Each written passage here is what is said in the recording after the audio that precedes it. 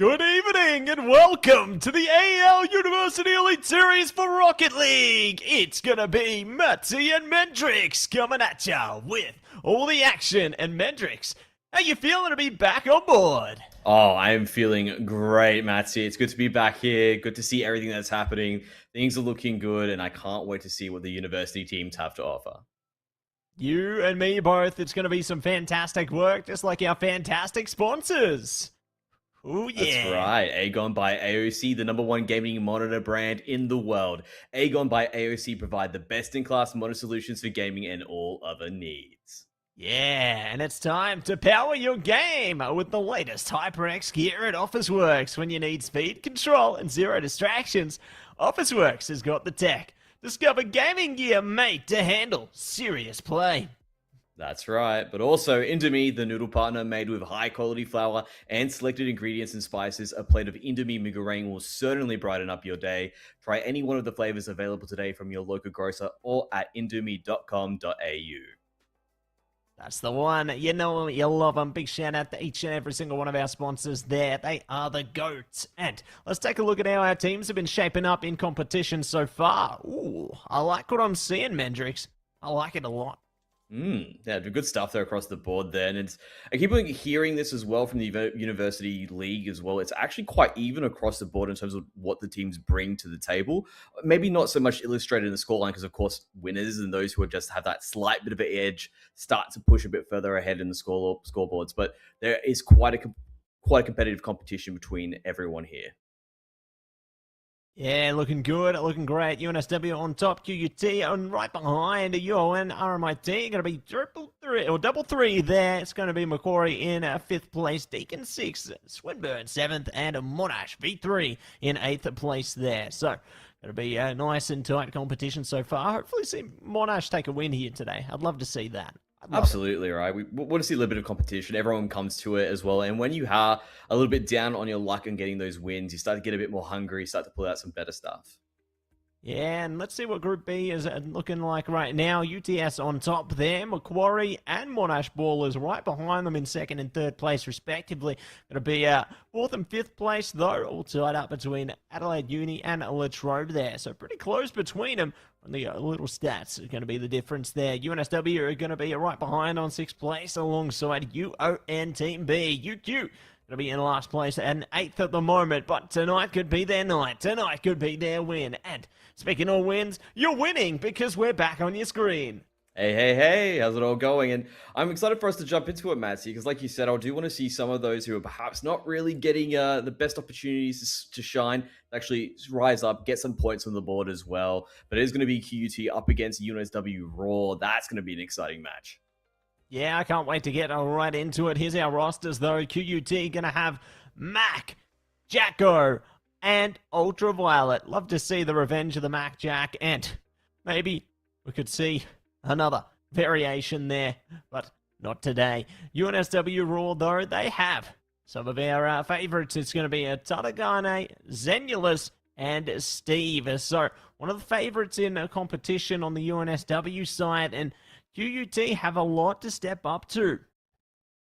Yeah, they definitely do. Me personally, I do want to see UNSW Raw really take it out there. I'm a little bit biased to Zen. I'm going to be honest with you. Close friend in this up just there. So I want to see him jump out there and shine. But to be honest, they're going to have their work cut out for them. Yeah, they're going to have to put in a lot of hard yards into this one. You know, there's going to have to be a lot into the endeavor, and excited for what they're going to be able to do here this evening. I think we could actually have a special treat just because you're here. I think we could see a 20-minute OT. Oh, please and thank you. I can't wait to see if that one comes through. I mean, look, we talked to the boys about it. We said, why not throw in there, get something happening? That would be fantastic. But look, if we get a 20-minute OT 5 times in a row, I think that's going to make my night. Oh, I can't think of anything better. Well, you know what? If it happens in every single series, I think that would not just make my night, it'd make my day, week, year. It would make my whole life if we had a full evening of 20-minute OTs. We're just breaking records left, right, and center, Mendrix. Surely we can make it happen tonight, you know? I've been praying on it all season. right now, this is our first chance. Oh, we're jumping right on into the action. Nothing too crazy on the kickoffs as well, just pretty standard stuff. Going to be a couple of demos off the back there. Mac trying to jump on through, but ball's going to go up nice and high, and Jacko's going to try and make an attempt on the goal. Yeah, trying to make an attempt for something out of it. Tata, good to drop it down. Defense is going to be solid now, though. Good tap from Mac there. Steve trying to go for it all over again here. Not much boost to play with. Zen tries to commit as well, but they aren't able to slip through the cracks there. Yeah, the flip reset was good, but was read by QUT, so unable to get through, as you mentioned. Mac now also running out of boost, will be intercepted mid-air. Ball's going to go loose for the time being. Tadagane now has control. He's going to try and get on through. Does manage to beat one player. It's going on him. Mac gets back in time, but Steve is there to pick up the pieces and puts one away for UNSW. Yeah, great way to start things off. Get on the board here. And we'll be happy with that. So, already close to the 43, or yeah, on the 43-second mark into this one. Looking for more in a second. Good demo to take Zen out of play for a second, though, and see if they can relegate the ball out nice and hastily as well. But the pressure from UNSW is unforgiving here. They're not letting you have a chance to reset. No, at all. That's not going to be the case here. Now Tadagami trying to make a move after the fact. It's going to go up to Ultraviolet, who puts a little bit high, makes things a bit awkward here, but it's still going to get centered nonetheless. Steve with a good little hit, otherwise will get it clear. The ball is loose once again. Back in for a shot on the backboard and shut down for the time being. Yeah, shut down for the moment. Might have another moment in a second, though. Zen are going to be bypassed by Mac there. Jacko good to follow up, but Steve is a bit quicker to react to this one. Has to rely on their teammates. I love that physicality, though. They're not enabling them to go for an attacking play here. Yeah, not good in that sense, but we'll see if we can make it work. UNSW is still up for the time being at 1. We'll see if we can make this one work. Let's see, ball's going to go down to the side, going to go across, up in the air. And not too much happening just yet. Still good control across the board, good spacing, and no members of each team want to give anything away at this moment in time, but it's still going to be the advantage to UNSW. They're the ones in the driver's seat. Yeah, they're going to be the ones in control, still having that 1-goal advantage. Not looking to further it yet, but the opportunity certainly could be around the corner here. Ooh, could even been right there. There it is. A push around the goals there. Not going to be able to lock it down. Steve is still keeping it upfield, though. See how we make this move here. Ultraviolet pushing it towards the side. Let's see if that comes on down. Not going to make anything happen. Jacko now. Looking down to the other side on through. Back towards the air, and Mac get it out once again. It's going to go towards Tadagami. Got good control. Has got the boost. He's getting it overhead. It's almost enough, and it is. Tadagami gets the goal. Gets the goal and ready to roll ahead. So that's going to be up by 2 now. 2 minutes and 25 seconds remaining in this game as well. And QUT, they've looked really good, I'd say, in a lot of moments. Even on their defense, you know, they were able to hold them off for a time there. But UNSW is still primed up and now have 2 in a row. QUT, it's their time to show up. They just continue and go forward now as well. Balls back into the air, back towards that backboard. Tadagami manages to get it on clear through. Gets the boost for their trouble as well. Another opportunity for USW. Mac makes the read, will intercept it halfway through. Goes for his center, but we caught by Zen. Back on through. That's Steve that manages to get a nice little hit overhead. Makes it awkward for QT, but they do manage to defend nonetheless. They do manage to defend for the moment. Oh, that was great from Jacko, stopping them out, but it's not good enough in the end there. I love the reactiveness, you know, going for the push there, but ultimately does leave them open to further points of contention. And great that Tadagane managed to get that last touch as well. So this is all just working out over and over again for UNSW. Yeah, little bits and pieces here, time and time again. I mean, if you look at it, you can see QT have some options, as they say that. A kickoff goal almost going the way of QT. Ball's going to come back down as well. I don't know if QT have a chance to recover. Tadagami pushes it over on through. It's going to be picked up by QT once again. We'll see if we can make this on through. Will they be able to manage it? Ultraviolet watching from a distance there. Their chance may yet come. There you go. Dropping it down. Zen able to stop it in its tracks, though. So it's going to be okay for the time being. Still taking it slow. Mac pushes it back there. they aren't able to really string this one online just yet, but there's still opportunities on the horizon. Alrighty, let's see what we can make on this one across. Goes in for his center, Zen. Just gonna play it safe, keep it in the corner. Mac tries to shadow. Zen managed to get through. Here's an opportunity, open neck, and they get back in time. Ball goes to the edge. Oh, wow. Steve gets back just in a nick of time. Managed to stop that one from getting through. UNSW looking for a clean sheet. Yeah, looking to clean things up. Not much time remaining in this first game as well. So QUT having limited options and limited opportunities to try and bring it back. If they get one goal here, sure, maybe it's great for a little consolation prize, but the chances of taking a game into this not looking good in the game 1. So maybe looking to run it back later. Yeah, we can see it that comes through. 10 seconds left on the clock. It looks like it's going to be going the way of UNSW. Pretty keen on that one now. Zen's trying to make something work. And we'll see if we can make it come across there. 1 second left to keeping the ball up. Keep it up top and ready to drop it down, but it is going to be UNSW taking the town for their own into the first one there. Unfortunately, no 20-minute OT. You know, maybe we've cursed the outcome here, Mendrix. I think maybe we're not allowed to have a 20-minute OT, but, you know, it's only the beginning of the night, so let's not get too ahead of ourselves. We might have a chance later. The caster curse coming on through, but nonetheless, I will deal with that one after the fact. Maybe it'll be this time around. And again, it is the first game of the series, best of 5. QUT still have plenty of time to grow into the rest of the series as well. Perhaps bring something across to UNSW and maybe give us what we're after. I'm keen, Matsy. I reckon QUT can do something, but UNSW are looking very slick at the moment.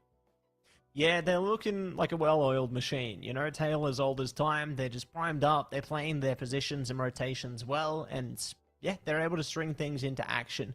You can see that they're very disciplined in a lot of instances as well there, where they're not just kind of going hyper-aggressively onto everything. They are able to apply the right amount of pressure at the right times there.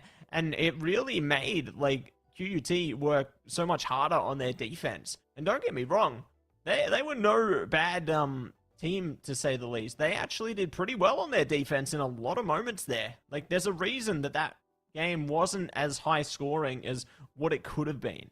Oh, absolutely. I think another thing to take into account is that if you're always consistently stuck on that back foot, on that defensive line, eventually the attacks do start to get through. You're not able to get the boost. You lose out on the resources. You can't recover as quickly, and slowly it begins to make an effect. Yeah, slowly but certainly it'll be coming to fruition there. So love to see it, and I'm hopeful for QUT to bounce back into the second game here. You know, I think that they were just letting themselves cook up here and just looking to heat things up leading towards our second game in contention. So definitely eager to see how these players focus up as we get prepared for action momentarily.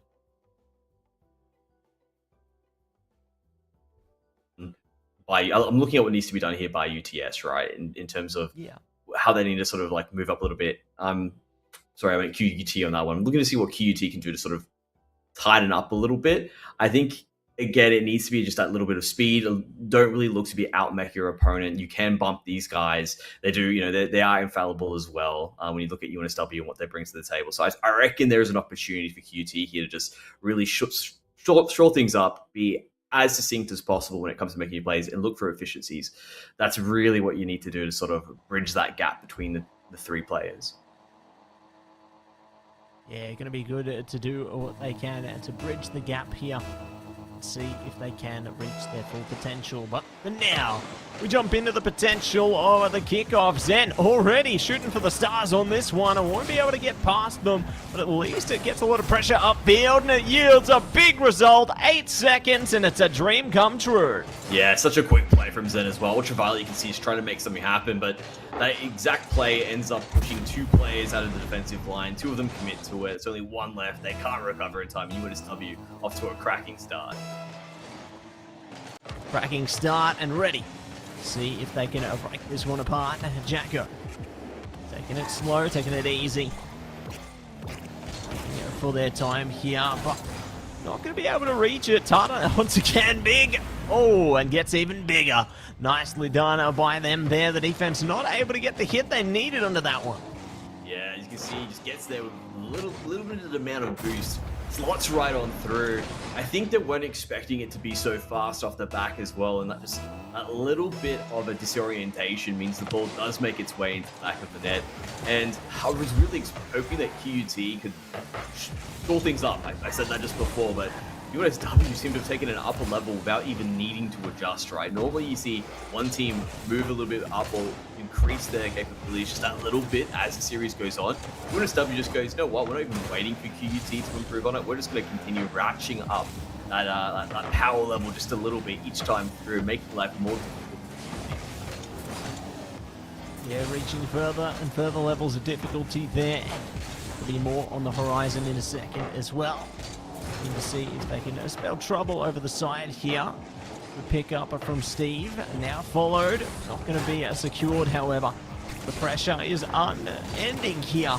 UNSW are giving it their all to lock this one in. They might just get it. One last hit. Oh, there it is. Third time's the charm.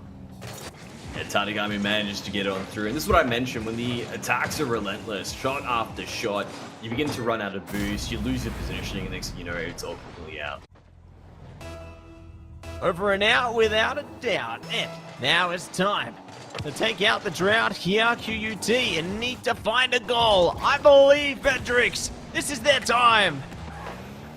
Well, they can make it work. Still 3 minutes and 30 seconds left on that clock. I think there's plenty of opportunities for them to make this work. Zen now pushes it on over. It's going to go towards Steve on the back end. They're just knocking it nice and far and clear. They don't want to have to deal with it. As you can see, QT do want to get something on the board. They want to make sure they can get themselves on the sheet at least. But Tadagami, once again, just keeping it even, keeps on through, forces two players to make moves. Jacko now comes in for a center, comes across the line. Zen very easily knocks it back over.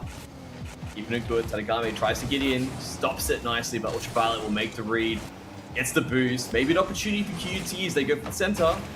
But Zen, once again, with limited boost, manages to push them through, uses a fake to beat one member, manages to get another one as well. That was looking like a fantastic play, but it's just not going to get the finish that they need. And as you can see, once again, another center, nothing's going to come through. QT holding the defensive line for the time being. Holding position for the moment, and you see if they can pipe things up a notch here. Steve, ready with Zen there, can rotate back to launch the attack with Tata. Picks it up and slots it in. So, good pass and a delivery onto that one, and UNSW double ahead again. Yeah, you can see Zen was even looking for a bit of a floor pinch in the direction. Doesn't really get it, but still manages to get the ball into the trajectory that they wanted to. And like you said, Tata comes on through, manages to find the slot in the end, and O'Neal at 2 minutes and 20 seconds, and this series is starting to look the way of UNSW. Yeah, starting to look glorious and in their favor. We'll see if they can get another one over the top, but no! The drought is ended! The rejuvenation is here, Mandrix! QUT at long last, lock it in! That's what we needed as well, and it was just a little bit of a tap off the backboard. UNSW weren't expecting it. QUT looming sharks on the side, managed to find it finally, smelling blood in the water. Still, it's definitely not a little too late. I mean, 2 minutes can make some have Mac for a little play there as well. It does force UNSW into a bit of a unique position, but Steve managing to quickly get that back on through. No, not like this. It just dips ever so slightly, not enough, and it will hit the post. Now Mac in control, tries to go in for a counterattack, tries to get the B onto Steve, won't get it. Jacko in return gets it overwards, but Tata will get it cleared. Yeah, we'll clear it out and steer it through. Now, Jacko looking to pull it through, does have the corner in their favor for now. Tata, though, has managed to keep it in a play. Mac trying to set things up again. Ooh, does get it over. So, not too shabby, but the counterattack could be in action just as quick here. Yeah, Mac gets stopped by Tata there, tries to make it on through again. Another block from UNSW. When they're playing great on the offense, but they're actually excellent on the defense as well, showing us they can play all of it across the board. It is literally fantastic for UNSW what they're putting together here. Yeah, QT have won on the board, but UNSW, they just keep on shining time and time again. Time and time again. Oh, what a shot! Luckily, Tata was there to stop it in its place, or that could have been a speedy recovery. Speaking of, they're trying to smother their way past. Epic save over the top, though. It'll be relegating them out. And Zen and Co, they're taking it slow for the rest of the show. Yeah, I think they understand what they need to do now. They can park the bus safely. 40 seconds left on the clock. 3 goals to scoreline. They don't need to overextend and push their lead much further. It's probably going to go towards like game 3 for QT to look for a solution to what UNSW are proposing. But for the time being here, you can see UNSW definitely have slowed it down, looking to just control possession, control boost, and ease their way through into game 3. Yeah, looking to keep themselves disciplined as their way forward. They do have a solid advantage coming out of this one. You know, it means that they will have series point in their favor off the back end of this game here. Oh, speaking of, QUT find a second goal in the last moments there. That's a nice way to gracefully put an end to this this game.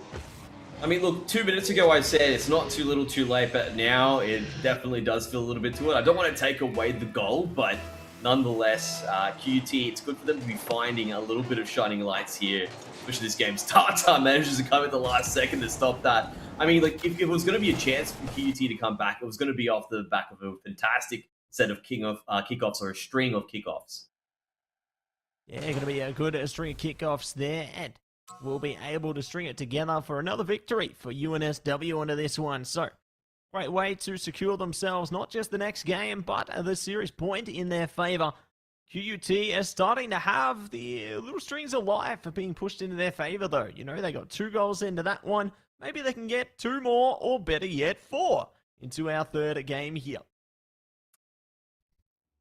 I think what I was asking from QUT started to come into play towards those last 2 minutes. They were able to actually stop those goals from coming through, starting to find a little bit themselves. You can see as well with their kickoffs, things were starting to look a little bit better as well. They have to go now. They have to put their foot on the pedal. There's no way they can let UNSW take another one away, or else we're moving on to our next game. We're moving on to our next round. Moving on up, moving on in, and let's jump in at this one right here, right now. Away we go. Kickoff is underway, and Ultraviolet's here to play.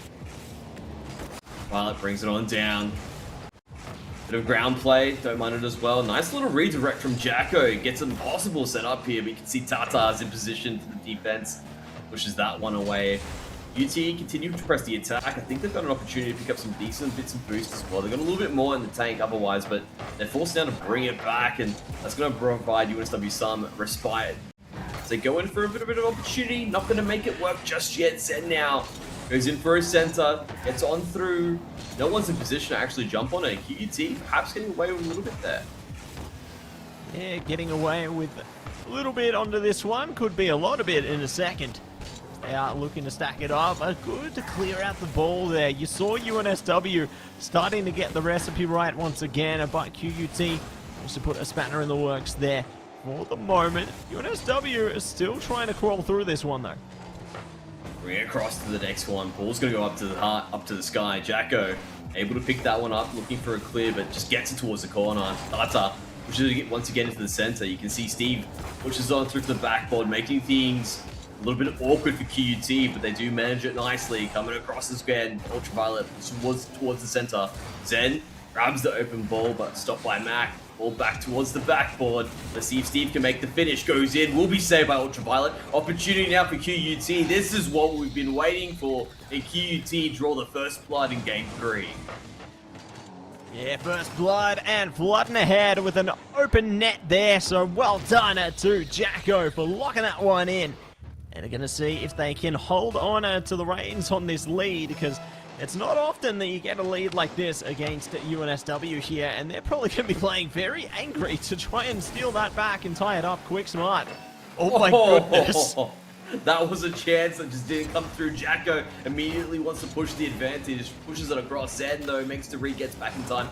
Reset available, tries to go for the fake, but that will be read by QUT, and they once again go for a clear. Looking in danger still as Tata gets the backboard, gets another hit off of it and through. You can see all members of QUT do want to hold that line. They do have a good defense there. Mac now is going to control it, goes for a full pinch, but will be greeted by Steve. Yeah, going to be greeted by them, and maybe more in a second. Good defense from Jacko, though. Keeps the ball away from the net for the moment. Still have a few more pieces they need to work around, however. Not going to be required. It's Zen to take all the flair there. My goodness. Oh, you just didn't expect that as well. Zen just completely adapting to the situation. Knew what they needed to do. It was a bit of a tap off of Mac in the end that just went up a little bit too high, and Zen immediately springing into action was able to score that and equalize for UNSW. Yeah, well done, well played on that one, my man. And, oh my goodness, could be more around the corner. Zen are trying to slow it down, but they're going to have to reset.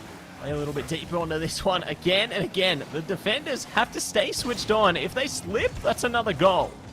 Yeah, the fact that one didn't go in was a bit criminal. The way that it bounced off the back of the post there was very lucky for QUT, but definitely tragic for UNSW. Now going across here as well, you can see QUT are recentering themselves. They're going to knock in towards the center. That's not going to come across. Mac, once again, has an opportunity. Goes for a quick push there. I like the thought process, but still wasn't able to get the result that they were after. Yeah, not able to achieve it as yet. Still got a bit more time to cook something up, though. Ultraviolet trying to see if they can shine brightly onto this one. A good hit from Mac there. Zen passing it straight back out. Jacko trying to play up in anticipation. Does get at least something through, but they're not going to be able to swindle this one. Well, nice little play there as well. Steve's going to get that one out. Then pushes it back in. That's not what you want to have happen. A little bit of a misstep, and immediately they QUT jump on it. That is an absolute capitalization I've ever seen it, and Jacko is the one to put their stamp on the play. Yeah, we'll be able to stake their claim to that one, and now managed to take the lead all over again, and now passing by the minute and a half mark here. UNSW need to lock back in and quick smart, otherwise it could get torn apart here. Tata playing upfield, slowing it down, and now looking to fall back. Their teammates are there, ready and waiting. Zen ponders on it, but they won't commit to that one. Jacko pushes it overhead there, like you said. Sometimes you don't need to actually commit to the play that's coming in through. Sometimes your opponent outplays themselves. They're probably not the case here in the university leagues, but from times you don't need to make an immediate move. Just holding that line, being in position is enough to sort of dissuade them from going for an insane play, and that happened to be the case. But this is looking good for QUT. I mean, the fact that they've managed to hold the line here, now it's about that point where you do park the bus. You don't, obviously, I mean, if you see an opportunity to score, you take it. Mako, or not Mako, Jacko goes for it. You can have a Mako and a Jacko on this as well. Zen able to bring it back, but that was looking like it was going to miss the nail in the coffin. And Steve once again gets the slot here. Wasn't expecting it. QUT just unable to recover after missing out on that opportunity, and they give it away. Yeah, going to be discarded on to this one. At least they can bring it back, though, in a big, big way. 2 for 2, 32 seconds. We are steps away from the beginning of something magical. Oh, something beautiful. I know what you're saying, and I want it. A 20-minute overtime. Please. Please. Deliver the goods. We demand them. It'd be fantastic if QUT come across and get the win as well in a 20-minute overtime. That's what we're talking about. That keeps the series going, and that's exactly what we want to see here, everybody. As the time trickles down now. Whoa, no way! UNSW, a buzzer beater of a goal! Tata got it! Oh my god! Oh, talk about clutch at the last minute. UNSW coming on through, dashing the dreams of QUT and the casters alike, unable to get out overtime at all, but nonetheless, still a beautiful finish to crown this one out. My goodness, I can't believe what we've just witnessed there. Just an absolute supersonic shot there coming through into that one. Incredible work, you know. Just as soon as we got our hopes up for that OT goodness, it slipped away. Oh, so fast. So unlucky for us, Mendrix, but very happy if you're a UNSW fan under that one. Oh, absolutely. And I mean, look, if you're going to have finishes like that every single time, I don't mind missing out on the overtime. But nonetheless, QUT definitely showed us some signs of life there, a bit of shining lights And to be honest, that's all we're really going to ask for. UNSW, though, definitely quite a tough team to beat. Yeah, I'd say that they're one of the Goliaths of the competition. You know, they're one of the top contenders there, and definitely keen to see more teams stack up against them heading into our future games. For now, though, everybody, we're going to head to a break while we get our next one set up. Don't go anywhere. We'll be back very soon.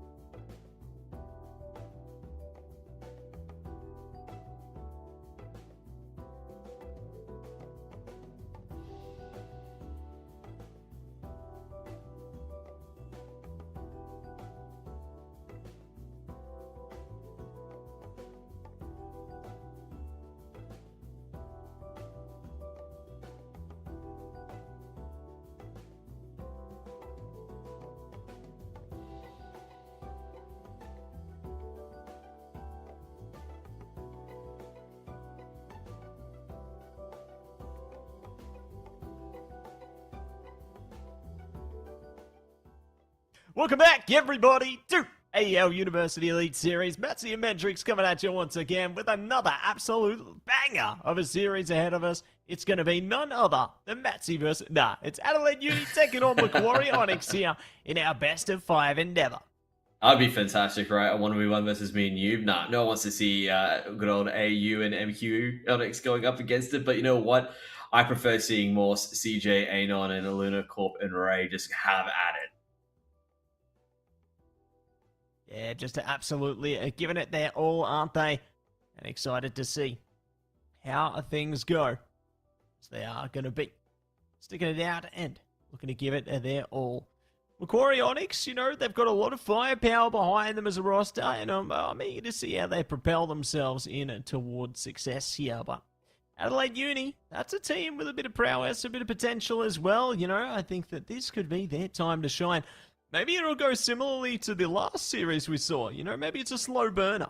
Yeah, it could be a bit of a clean sweep. You never know. As long as we get a decent finish like we did last time, or like you said, a buzz beater, I'm okay with it. But that being said, I'd love to see the series go the distance, go the full best of 5 if possible. But if there's any teams that can make it happen, it'll be obviously between Macquarie University or Macquarie Onyx up against AU. Caught very quickly off the back. Takes it up towards the sky. It's going to be a game, probably aerial field. Luna gets the flip reset, slows it down, actually drops it across. A bit of a pass over, a bit of a pass to the baton instead. But nothing's going to come from it.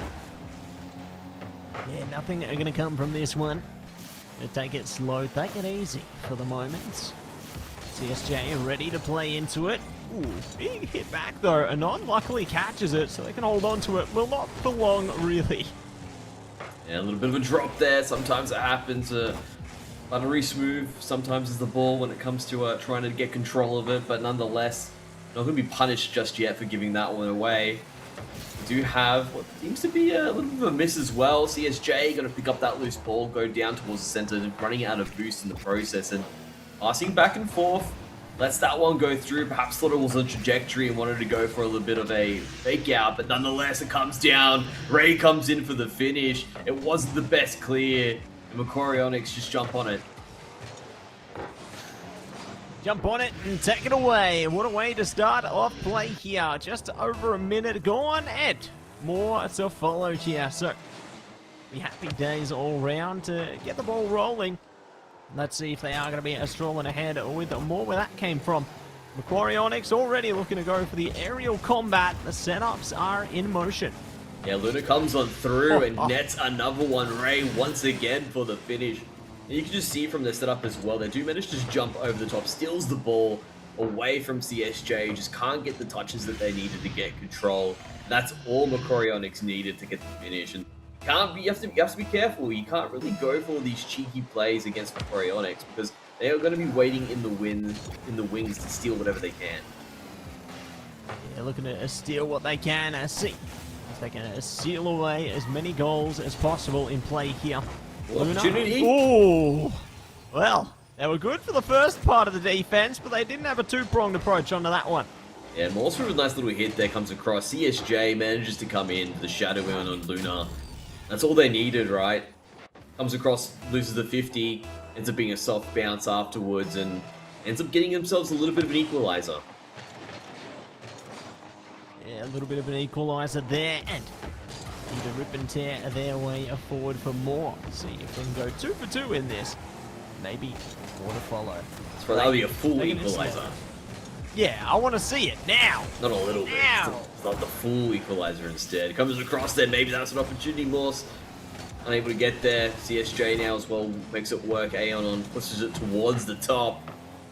Nice control from Corp. Tries to pass it over towards Ray, but there's not in position. CSJ jumps on it, goes for a clear. And AU now looking for an opportunity here, but Corp. Nice control, goes for the floor pinch. Gets a pass across to Luna. That's a nice little play, but it's just not going to get them what they need. Yeah, not going to catch it this time. Have to take it easy. Take it slow and steady here. Whoop. Hit over the top there. Pass off. Morse is good to collect it though. Looking to see if they can reflect that forward. CSJ actually continues it, so not bad pacing to get it upfield at least, but the goal still in sight. Yeah, both teams doing a good job with the catches, getting control. and then manipulating the ball where they needed to go. But there are definitely a few cases there where I see a little bit of whiffs. Perhaps the bounce directly off the catch is just a little bit too powerful. There's little things that they can clean up. I'm looking, this is coming from someone who can't do half of what they're doing right now, believe me, but I can see there's little things that they can improve on for a little bit of control. CSJ able to thread the needle, just jumping across. There gets a little tap that wasn't expected and manages to use what's left of the boost to get the beat on Ray. Yeah, we'll be able to set the tone and tie it up 2 for 2. So our wish has been granted. At least we got 1 win tonight. We'll see if we can get more over the top of this one though, as Ray going to be able to hold it back. Good pass off to Corp there. They are trying to get quick to this one. Oh my goodness. Wow. Taken aback by that. Tragic moment, but you know what? It's fine. Game continues. Plenty more opportunities to make this work. Corp now in control. Has the flip reset. He's going to go for a little bit of a musty as well. Moss gets the read. Pushes that one out to safety. Continues to follow through. Luna will pick it up and pass it to Ray. Ball's going back towards the other side here as well. Both teams are able to pick up a nice healthy amount of boost, so they should be able to defend and attack simultaneously. Let's see if they can make it work.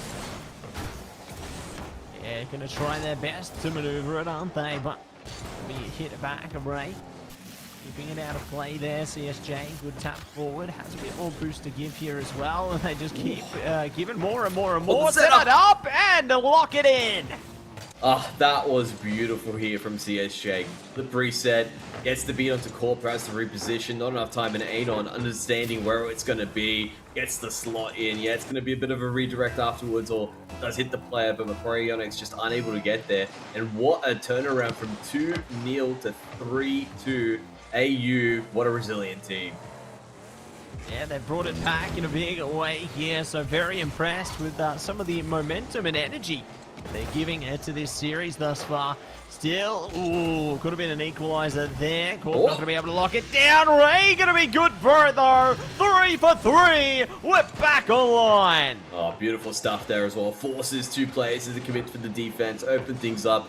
Oh, CSJ just unable to get there. The bounce was good from Ray. They knew that they needed to get it a little bit further away, and that gets the beat. Yeah, we'll pop it through and see if they can drop it in here. CSJ, good pass to Anon there. Trying to spin it forward to Morse. Might be forced to play a bit more defensively though. Corp in a bit of trouble. Oh, big hit, and Ray locks it in. 35 seconds, they're in the lead. Oh, how the tables have turned. What a quick turnaround, and Ray using that last little bit of boost. Nice little spin, gives it a nice bit of hit. And of course, that comes across and they get themselves that 4-3 lead. And this is interesting right between, because I still think AU can come back from this. I mean, 30 seconds on the board. There's quick finishes from Macquarie Onyx. Both of them, or both teams have the ability to do it. It's still anyone's game for the time being, but Macquarie Onyx, they just need to hold the line. AU coming across, trying to make it work, but just missing out ever so slightly. Pressure is mounting. Oh, it's building up by the second here, AU, they need something, they've got it! 4-4! Can you believe it? They just keep tying things up just when you think a team's steaming ahead. No! Oh, they are not giving up anything here. No one wants to let the first game drop. Both of them are hungry for the win, whether it's going to be this first game or the entire series. Ball's going to come through on kickoff there, but a clash in the center before it finally gets free. This is going to be the first overtime that we actually get, Matsy. Is it going to be the fabled 20-minute overtime? Only time will tell. Oh, this could be an OT of mythical proportions here if it goes that direction. Very excited for what's going to be on the tail end of it now. They take it easy. Luna not going to be able to maneuver control there, but it might work out. Lucky Non was able to save it. My goodness, it's already getting chaotic. Yeah, that was definitely an awkward bounce. You can see anyone had to make some pretty risky maneuvers or quick ones to get on through and get the save. That was definitely a good one. CSJ tries to get over Corp, who'll make the read and push it back across. Go to the corner, and the retrajectory is going to go towards the side of Macquarie Onyx. And you can see Anon trying to fight on through, doesn't get the beat onto Ray, who keeps it in the safety corner. Now Corp wants to get the counterattack on, gets it on through. CSJ, though, will get it on side. But is it going to go in? Not like this, but AU are going to be happy with it. happy as can be, and we'll be able to break a free with this one. So, what a way to lock it down for Adelaide Uni here. They managed to find the first game in their favour. Morse going to be the MVP onto this one as well. And what a way to clutch it out there. Such tight competition between these two teams. And if it's going to go like this, we could go all 5. Oh, it's going to be tight between the two of them. The tension, you can cut it with a knife. And it's just incredible as well, that little finish. CSJ with fantastic presence of mind, realizing that there was going to be a challenge, decides to floor pinch into it to get a lot of spit onto the ball, and with that Hail Mary play, ends up getting that overtime. So a nice little play on the side there, a bit of a gamble, but I think it was a very educated gamble, if I had to really put something out there. Just the way that they decided to make that sort of push come through. It wasn't really a 50-50 that would have come through when the two cars clashed. It was definitely going to be towards the advantages of CSJ. Yeah, and I guess that's the kind of situations you're going to be faced with, right? No risk, no reward. And see if there's going to be more risks taken into this one. Ran out of boost, it don't matter. Ray's already here to play. 12 seconds down, they're on the board. Yeah, caught very quickly, just gets it on through. CSJ just quite doesn't get the bounce they need or the touch to push it towards safety. That's all Ray needs. Ray so devastating on the ball. Was doing a lot of goal scoring as well. I reckon if it was the other way around, if it was Macquarie that came out with the win, you probably would expect Ray to be walking away with that MVP and looking to get some revenge here now, bring something back against Adelaide. Yeah, bring something back as soon as they possibly can. You know, I think that last game there was a bit of a wake-up call for them. They need to have that call to arms, and they need to steam ahead as much as they possibly can. But speaking of steaming ahead, CSJ, good demo there, trying to propel it forward. Corpse there to save it. Yeah, trying to make some sort of opening there, makes an opportunity out of it, but just unable to get on through. Morse now as well. Plays a little bit tricky here, gets the center, gets the beat onto 2 players, pipes an opportunity, AGON is here, they jump on it, but just not going to have the angle on the ball. We do get a clear nonetheless. Yeah, clear it out for now. See if they can get another thing or two over the top of this one. Big epic save there, trying for more, and not clear it out. Gonna go straight towards Ray here, pushing upfield. CSJ doesn't deny. Forced on Morse. Back on through, the ebb and flow continues. Pressure on Adelaide to obviously bring one back. They were able to do it beforehand. I wonder if they can do it again. Macquarie seem to have a little bit of a stranglehold here as I say that, though. They do have more boost, but that ball just going to come through. It's so close. That should have gone in. Adelaide able to not make it across. That's a beautiful shot from Luna, but it's just going to let the last second get a touch on the ball, and it's not going to hit the back of the net. And not going to be able to hit the back this time, but maybe next time it could be the time to shine. Heading towards 3-minute mark now, and Adelaide Uni haven't been able to find their spark into this one. Macquarie have just been sitting comfortably with the lead. With the demo, maybe could find a crack in the armor here, but so far, no good. Luna gets on through. 2 players just committed to the defense to Adelaide Uni, but haven't been punished just yet. It was looking like an opportunity for Quarry Onyx, but Adelaide do recover. Now they go in for a counter as they push it back. Aegon's trying to get through. Never say that CSJ that actually ends up meeting Luna midair. Ball's gone back into the center. Possible opportunity here. Corp does a great job of reading where the attack is going to come from. Keeps the defense alive. Yeah, keep it alive and let it thrive here. Drive their way in, looking to see if they can shrink some of the momentum being pushed towards them. Luna's good to stop it in its tracks, though. Teammates can play off this, try and get the setup there, but I mean, Adelaide Uni still have ample time to react. We'll just continue to go through. They've got 2 minutes on the clock here. It's only 1 goal. Very quick to equalize if you do manage to get one across the line. Morse now trying to do it, tries to jump it over with a little bit of a chip, but Ray will be there, gets the save, knocks it back through. A bit of a loose ball as well. Anon, a little bit of a cheeky play, beats 1 player, but the ball will be loose enough for Macquarie Onyx to get it back towards the center. Now Morse is the one trying to make an aerial play. Yeah, not going to be able to achieve it this time. Good from Ray to push it straight back to their teammates there. They can get some maneuverability, but one and the same. Adelaide Uni aren't giving away positions easy here. They're trying to get a call of their own onto this one. They got close and they lock it in. They do manage to find it in the end. I just want to look how it works across Morse. Ends up taking it the whole way. A beautiful little hit there. Luna just doesn't have the boost to get the position that they needed. And Morse is able to equalize this up. Yeah, even Stevens with a minute 25 here. So it's going to be a good timing once again. And you know, you love to see when this game gets competitive, much like the first. Will they be able to pull ahead in uncomfortable circumstances again? Let's find out. Luna now knocks that overhead. Has control, looks to push it across, gets a pass, looks for a pinch play with Corp, but not going to get the result that they were after. Ball goes back towards the skies as it hits the corner. Anon's in position, but Ray will take a grab. Has limited boost, but Anon does a good job to stop that one in his tracks. Cut the legs out of the play. Yeah, cut him out and see if they can lock it in here. Corp takes it easy. A good pass back to Ray here. Trying to slip it under. They get it in. Oh, what a sneaky goal as well. Corp there just pushes it towards the corner. All the members from Adelaide Uni just aren't in position. They weren't expecting it. They thought the ball was going to curve around, but instead, very well played there by Corp to push that across there, allow Ray to sneak another one in, and 39 seconds on the clock. That is a much needed goal from Macquarie Onyx. Yeah, perfect place, perfect time. The only crazy thing now would be if Adelaide can tie them up in the last few seconds here. I'm dwindling by the moment. Corp do the best they can to just hold on to the ball on this one. That's all they can do here. Just play for time. They have the lead. Well, ball's going to go drop down again. Morse now in position, has boost, gets a pass to CJ, unable to get the shot. Now Luna's the one who's going to jump on through. Does get stopped by Morse. Is this an opportunity here? No, good read comes across from Luna, and they do manage to get that ball out, and it looks like Macquarie Onyx will be taking game 2.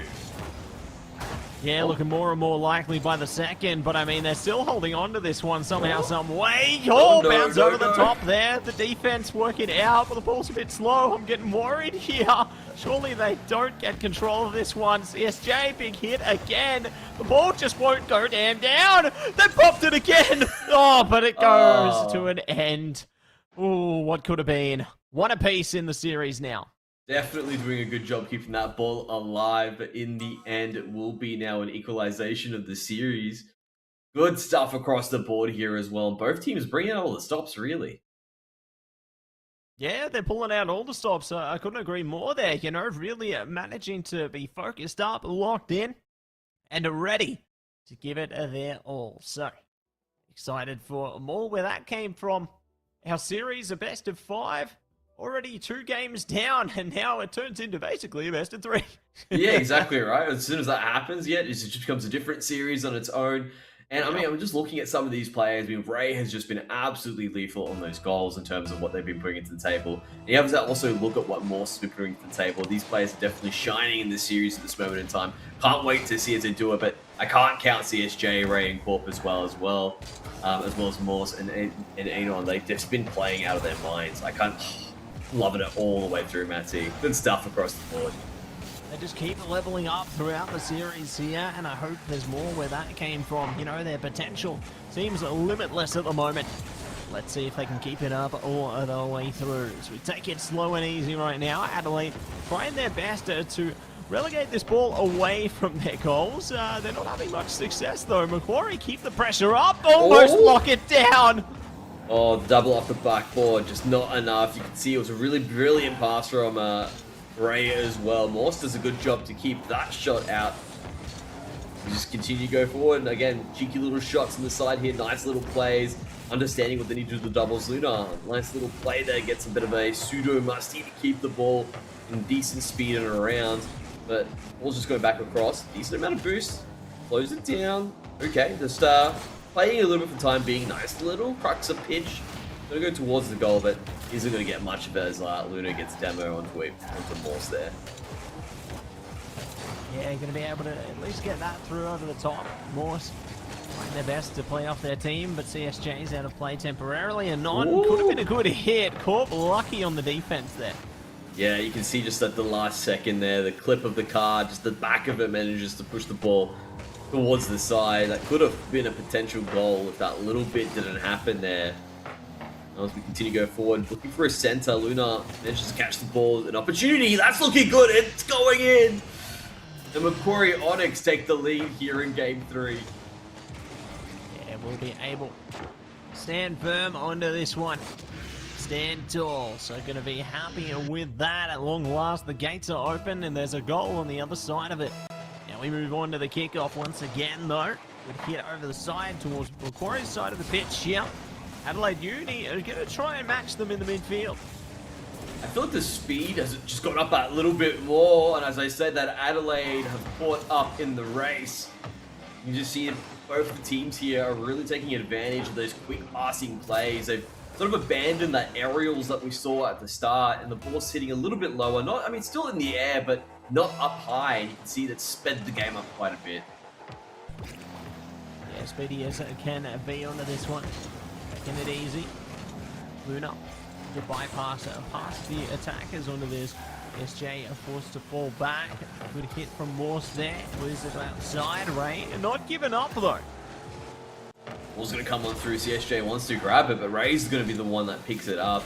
It's not going to be the best redirect or trajectory. Comes across, back across to possession of Macquarie Onyx. You can see that Luna gets it overhead. Ray's in position as well. Corp wants to jump to a bit of a dangerous position there if Adelaide wanted to go for a counter attack. All the members of Macquarie are up. That was a dedicated attack, but they don't get punished for it just yet. Luna pushes that overhead as well. AGON will be there to catch it. Gets another redirect as well. That's a bit of a setup. Corp gets it overhead there, looking a bit dangerous, but nonetheless keeps the ball in their advantage and making something happen here. Yeah, trying to swing something into motion on this one. Are not going to be able to get the commotion they need yet. Ray trying to stop them be an obstacle, but they're bypassed immediately. Yes, Jay, good hit though. Reacting in time, luckily not on point. They could get another chance if they keep that up. Yeah, just continuing to push across here. Loving the aggression from Adelaide, and they get rewarded. AGON manages to get one over top and head. Again, a nice little quick play. You can see CSJ just able to react so quickly, and AGON, again, the presence of mind to put the car towards the backside, and that slight air roll gets them the angle they need to get another goal. Yeah, perfect. There, double demo in the midfield. You don't see that every day. But that's literally what I was thinking as you said it, Matsy. Yeah. You can see it every day. Well, maybe we'll see it tomorrow as well. That'd be great. If we're lucky. If we're lucky. Hey, you know what they say? Lightning strikes twice. Watch out. There's lightning coming out of these cars right now. Literally and metaphorically. Morse gets the ball overhead, brings it back towards the center. Let's see if we can push that across. Luna is going to be able to jump on through. Doesn't actually get the second touch they were looking for. So CSJ once again pushed it across. Not looking for big control just yet. That's a nice little pass to Morse, who gets in off the backboard, but the defense from Macquarie is going to be there. Two members looking for where that ball might end up. Oh, CSJ gets back in time. Oh my goodness, getting a little too close for comfort there. Luckily they evacuate the ball eventually, but Corp with a big boost has a lot more power to give onto this one. Maybe not for long though. Big hits offside. CSJ hits it, Anon goes for it, locks it down, and Adelaide Uni up by 2 now.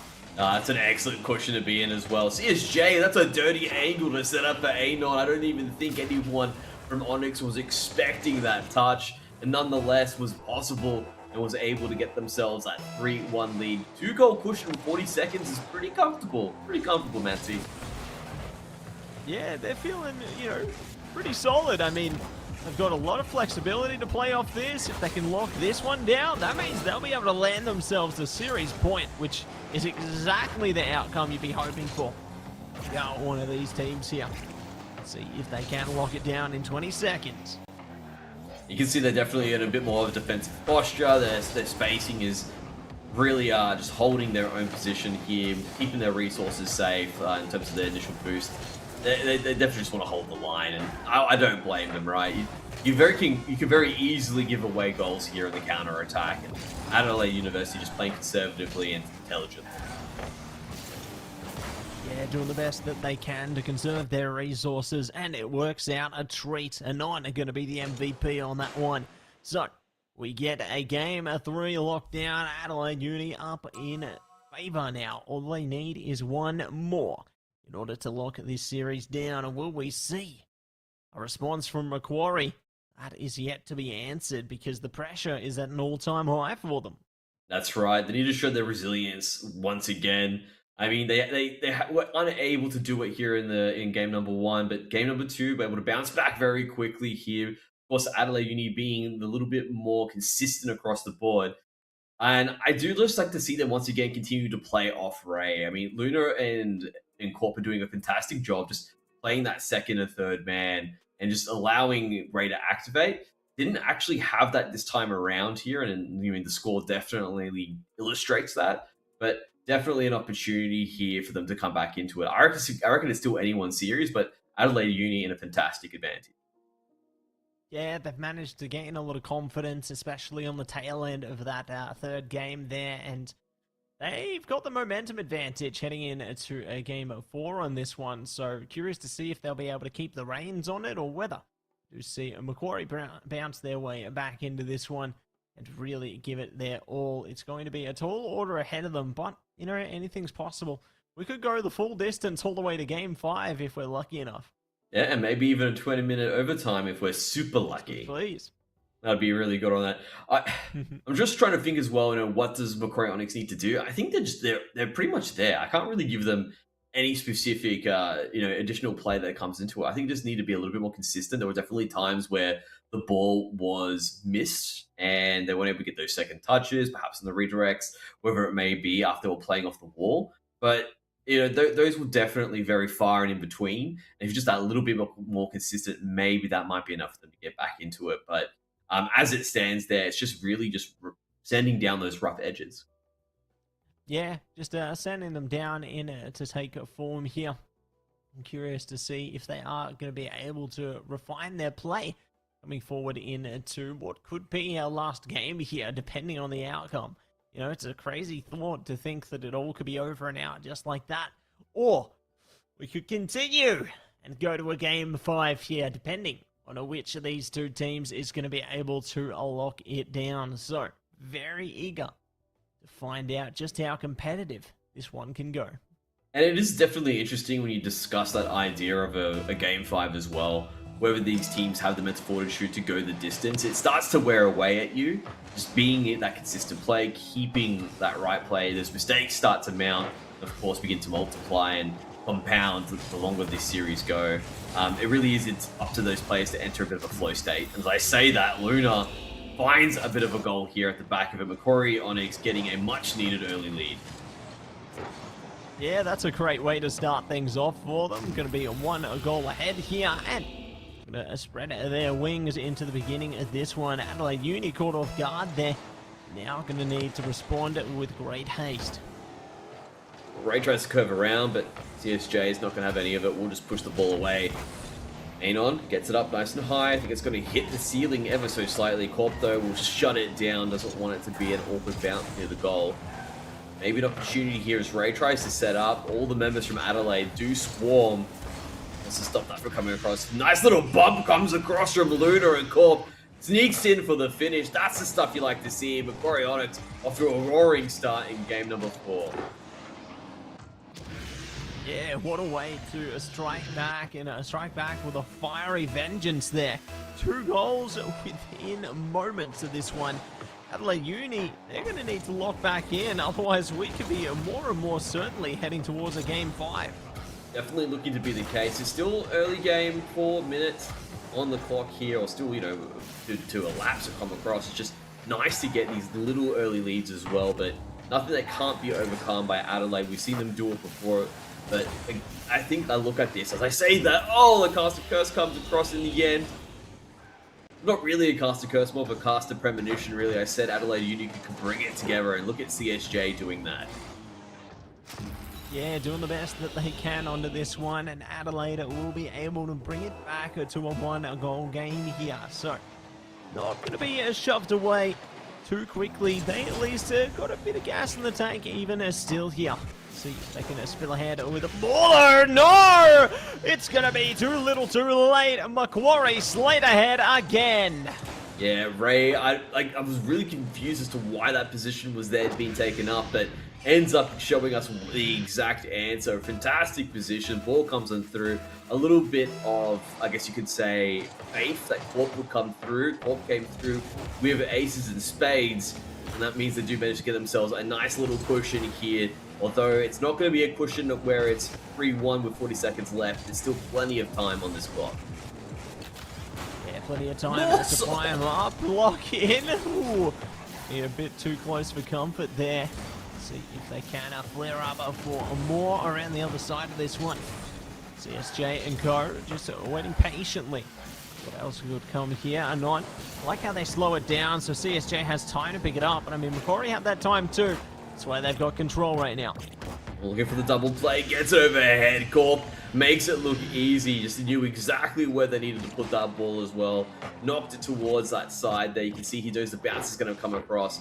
Just has to come in for a nice little finish there. 4-1. And Macquarie Onyx beginning to put themselves in a position where they can take this to game 5. Yeah, looking to take it all the way on this one. And it's going to be Morse taking early control there. I thought we could have seen a kickoff goal. Not today, though. Ends up being a double demo. That's 2 times 1 game. Oh, 1 series, actually, not 1 game. Not bad. Close enough.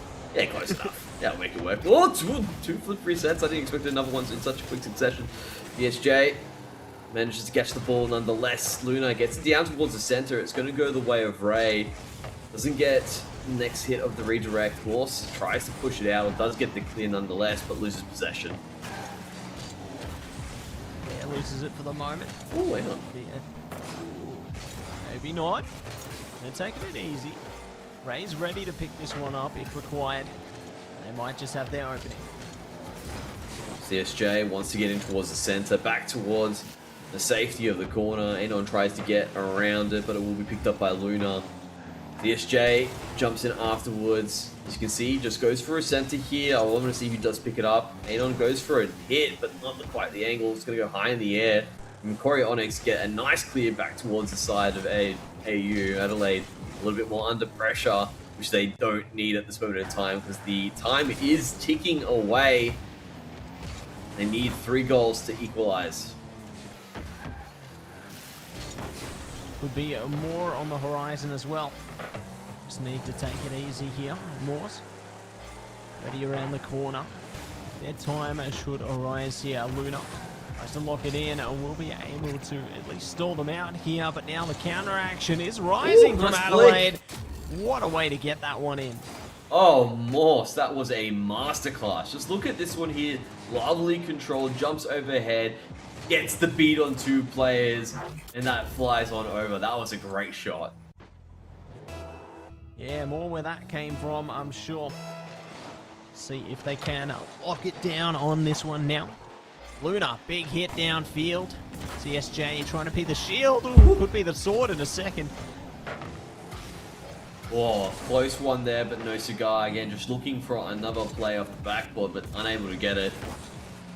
Morse does a good job, gets the beat across there, push it back towards again. CSJ sets up towards the center.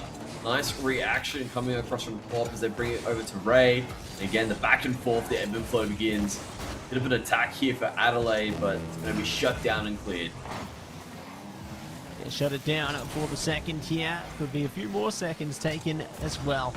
Morse, good hit up top there. Trying to drop it down. Teammates are at the ready. CSJ tries to play into it a little too high though. Yeah, Anon just tries to get a little bit of an extra tap to bring it down. Cause it to drop, but that's not going to be the case as we do have them going for it up center. CSJ does a good job. Get it back towards the center. Luna does a beautiful read. We'll get that ball clear, but Adelaide are being relentless in the attack here. They know they need to get some goals here and now so they can set up for the next kickoff, but they're getting a bit desperate. It's starting to show, but it's still letting them continue for us. Another shot, another deflection. Macquarie Onyx do not want to give up game 4. No, they don't want to give up anything at this point. You know, they want to give it the absolute best they can here. They want to play it all the way out to game 5, and that outcome is all but set in stone here. Adelaide going to be forced to concede here as soon as the ball goes down. We will be over and out onwards to game 5, everybody. It's going all the way. Yeah, they didn't want to let the ball drop, but it was a foregone conclusion in the end. The resilience of Macquarie Onyx does go through. Beautiful stuff. But we get asked the question, can they hang in there? And they definitely did. Yeah, hung in until the very last here. So going to be all down to one last game. One last time here. I'm very excited to find out who will take a victory onto this one because both these teams are more than deserving. Absolutely right, but only the best team will be the one that walks away with the goods, gets those extra points. Nonetheless, I am going to be excited to see, like you said, both teams are deserving, but one team will rise against the other. Yeah, one team will rise up, be the cream of the crop onto this one. Very excited for who's going to be able to pop their way through. You know, the momentum advantage are now going to be in favour of our Macquarie side. Let's see if they can look to lock it down all over again. Once we do jump in to our fifth and final game here. I'm sure both these teams are feeling it. You know, they're feeling warmed up. They're feeling good to go. Without further ado, here we do. Yeah, jumping right back into the action as well. There's not going to be any, as I say that, AGON gets a demo onto Corp there. A bit of a cast curse premonition before it even happens. Nonetheless, though, as you can see, nice little simple kickoff. CSJ tries to get a bit of a ring onto the ball, but it's going to go wide and overhead. Corp with control. A lot of boost stolen away here from Macquarie University. Let's see if they can make something happen with it. Yeah, trying their best to hoist themselves into position here. CSJ. Oh, that's ready not good. To try and set a play up and not going to catch that one. They certainly got dangerously close, didn't they? Yeah, that was definitely a soft touch from Corp and put Macquarie Onyx in a precarious situation. Nonetheless, was able to get through and get the coverage, or at least stop the ball from going into the net. But you can see the momentum that they had there just definitely slowed down ever so slightly after that near miss. Yeah, could be more where that came from as well. It's over the side there, CSJ. Still got their pride on the line here. And they're not giving up on this attacking presence, and Non is looking into it as well here, trying to center it through. Not going to happen. Luna now trying to see what they can do, but I mean, the ball still hasn't found complete control yet. Yeah, just continue to keep the pressure up. Definitely a unique play from Adelaide here. Like how they've got that excellent control. Normally with this one, it has been a bit of an ebb and flow game between both of these teams, but this is the first time that Adelaide's really put down, I guess you could say, the vice grip, holding Macquarie in position. Now finally Macquarie do get a little bit of freedom, get to push it back towards the other side, going in for their own attack. See AGON trying to get a crew there, doesn't get the boost, gives it away. That's a bit of a nice shot, but it will nonetheless be cleared out. Yeah, cleared out for the moment, so it's going to be a good way to kick things off here, and we're almost heading towards that 3-minute mark. Oh, could be more where that came from, but fireworks not going to go off yet. Yeah, a bit of a soft touch. Corp understanding they need to push that one out, or else AGON would have a bit of an advantage coming into their side of the goal. Ray gets it back towards the corner. AGON wants to go for another center. Ray wants to just keep this clear. Does not want there to be any moments where the ball is just sitting softly in front of the goal. Morse tries to get in. He gets the pass across, and AGON is the one to put it through. First goal going the way of Adelaide. Well done, well played. They wait patiently for the opportunity, and it rises up off the back of Morse there. So, 9 locking it in will be 1 goal lead. Will Macquarie be able to speed ahead and change that though? Well, we get all tied up all over again. Maybe, maybe not, but for now, it's on Macquarie's side of the pitch. Yeah, Macquarie definitely have a bit of pressure that they need to deal with at this moment. Adelaide will be feeling quite chuffed with that extra goal. What's that advantage for Morse? So a nice little play there to sort of reset and flick the ball back towards that side. 2 members from Macquarie jump in on that, and now they have that force to look for a recovery. Corp does a good job to get that touch there. This might be an opportunity to pass to Ray, but gets the beat on Morse. Ray gets it overhead. CSJ, though, waiting in the wing, continues to be that shield for Adelaide. Yeah, continuing to be drawn over and over again. Will they can continue to block things out? That will be proven. Oh, opportunity is rising, not for long. Morse is the one to take the hit there, forced back into the corner, but they go for second innings. Yeah, oh, that was really good from Moss there, just make the read on the bounce as well. I thought that ball was going to go somewhere else, but Moss clearly has a few more 1,000 hours than I do, just understanding trajectories and geometry. Perhaps that's why I wasn't a math major at university, so I have to deal with that one. But you can see he definitely knows what needs to be done. Corp pushes it across there, but it will be deflected, and Adelaide now back on the attack. Back on attack and ready to see if they can whack the ball through here. Take it slow and steady. Moore's prepared. Does opt to fall back though, and they made the right call. Good defense. CSJ tries to play off it as well. Not going to be able to get it, but the ball's now upfield. Pressure on Luna here. Gets it back. CSJ now crossing sides here. Looking to slow play. A nice little slow play might be enough to make this work. You can see that little bit of change in tempo did throw off Adelaide, but they were able to recover and get the ball out. AGON now wants to speed it up, can't get it past Luna, will be demoed out for their trouble by Ray. And Luna now might be able to make this one work. Does get the read though, and ball will be defended by Morse. Yeah, the defense looking solid for the moment. Still opportunities are on the horizon here.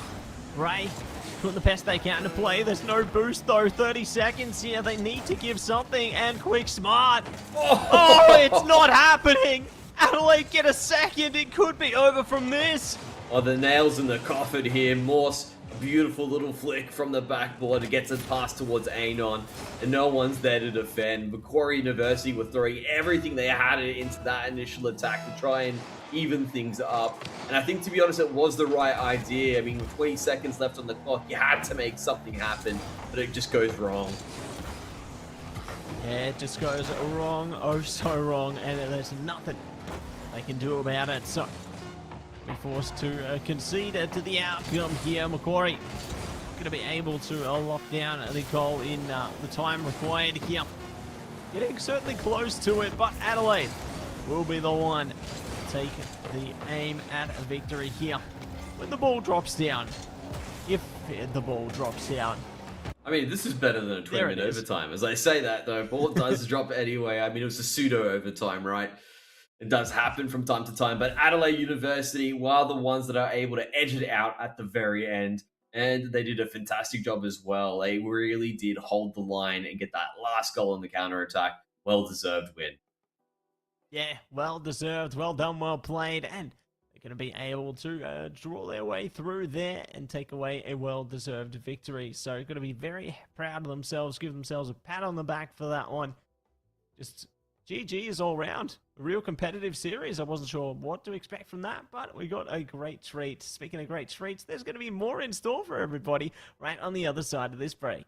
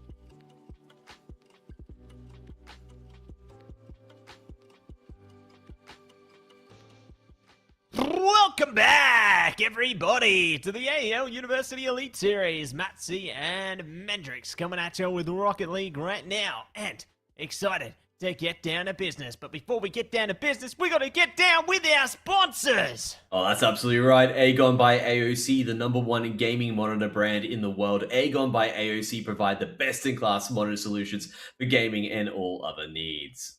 And a big shout out to HyperX and Officeworks. Power your game with the latest HyperX gear at Officeworks. Push performance to the limit with the latest in gaming tech. From high spec to precision gear, Officeworks has what you need. And if you're feeling a bit famished, Indomie, the noodle partner made with high quality flour and selected ingredients and spices. A plate of Indomie meringue will certainly brighten up your day. Try any one of the flavors available today from your local grocer or at indomie.com.au. Big shout out to each and every single one of our sponsors there. You know them, you love them, we appreciate them. Just like we appreciate our next series, Deacon versus Monash V3 here. Excited to see how things go. Yeah, I'm going to be interested to see. I mean, look, you know, V3, is that a different version coming into it, or you reckon V4 is going to be even better? What do you reckon? Well, I reckon that we could see maybe this is the best version of the team. True, right? Sometimes the early iterations are the ones, and Monash V3, that's Doob, Lenny, and Human. And we got Deacon with Bluey, a Scythe, and a Psycho, or JJ. So, eager to see how they go there. So they will be preparing themselves for a battle here. Not going to be rattled up. They're going to be focused onto this one. They're looking to give their A game onto this. I don't think we see 5 games again, Mendrix. I would love to see 5 games again. I think there are also some players running around with different names there. I mean, how do you feel? JJ or Noodles? JJ Noodles or JJ Psycho? What do you prefer? Ooh, I reckon it could be any of the above. You know what? Actually, I prefer the Noodles. I think they're an Indomie fan. True, right? It makes sense. It has to be that as well. We're jumping right on into it as well. Speaking of JJ Noodles as well, Indomie coming on through as well. Scythe is going to be the one that takes control of the camera. Pushes that across there. Will be jumped on by Human as well, just shadowed across. JJ gets in towards the center, actually pushes across to Bluey, tries to get the beat onto Do, but they will make the read and bring in for a counterattack. Yeah, ready to spread their reach, and they will find the outcome. Monash on the board in the beginning here. What a way to catch a goal. Oh, I really love that play from Do as well, just jumping through underneath, going to scoop onto the ball, gives it the air that it needs, and of course that beautiful little finish coming across, and Monash V3 off to a roaring start. Yeah, off to a roaring start, and they're going to be trying their best to soar high into the skies here. See if they can catch something else over the top. Take it slow and steady. Not going to be blowing up like confetti yet. They're taking it easy. Bluey not quite getting the spin or the power they want on it, but does it really matter? Because afterwards, Scythe gets the slot in directly afterwards. Again, you can see this setup here. They wanted a little bit more. Noodles gets the read to help Scythe get on through. Monash V3 unable to recover in time, and we are evened up 1-1. Even Stevens and ready to go. 4-11, make it 10 as we jump in to the kickoff here. Human is going to bring us some big plays again. Explosive start. Bluey down. Might find him more as well. Lenny not giving up, not giving in. Try and spin things into action. Yeah, managed to steal away the boost as well for their trouble. So continuing just to weaken that defense is chipping away at it as it makes something happen. JJ going to get the ball out for a clear, but Lenny will be waiting in the wings to get that one back up. As I say that, clear once again. Bit of back and forth passing between both of the teams now as well as they look to set things up. It's a demo as well. That might be the opportunity Deacon needs to start to get an advantage. But as I say that, ball's just going ever so slightly over. No one there to jump in and push it across. I don't think anyone's expecting the ball to cross over so maliciously. Yeah, I wasn't expecting it to go that direction, were they? But you know, anything can happen here. Scythe does get propelled to the skies there, and Doob is going to be able to send it straight back down low. So, it's slow, but it's too slow. JJ takes it away. Yeah, you want to have control, but of course, if you give away too much of that tempo, these are things that happen. It's a bit of a soft touch from Human. They don't quite have the boost to get it out, and JJ just jumps on and punishes. Yeah, punishes and will give even more where that came from. Now heading towards the 3-minute mark here. They've got to have a spark behind them. They ignite themselves with flair and dare to be greater. So they will be taking it easy. Lenny, slow and steady, hasn't won the race yet. I wonder what Katy Perry's doing these days. That was a bit of a reference to... You had a few of her song references in there, I have to ask. Yeah, maybe we're going to be a firework, you know? It'd be good. Plenty of fireworks coming across here as well. Let's see how we come across. They're jumping in. Now let's see. Oh, doesn't really get the curve they wanted to. I can see what was trying to put on through by Deacon. They were trying to see if they could just change the momentum of the ball too quickly for Monash to get it, but not going to get that in the end. There you can see Louis pushes that overhead. Tries to get a beat on through, but it's not going to happen. And Noodles, though, sees his opportunity. It's dipping down low and almost goes in. It's in a dangerous position, but it manages to get it out. Monash V3 escaping that one with the skin of their teeth. And not for long, Deacon breaking in. You're going to hear them roar as they soar ahead with another goal. Oh, look at that stuff from Bluey as well. Nice little redirection. Human unable to make the read. Goes overhead and a nice little finish. And Deacon starting to run away with it. They get through, break it in. Taking it slow and steady here, Scythe. The best they can. Bluey wanted the same. Oh my goodness, they've done it again.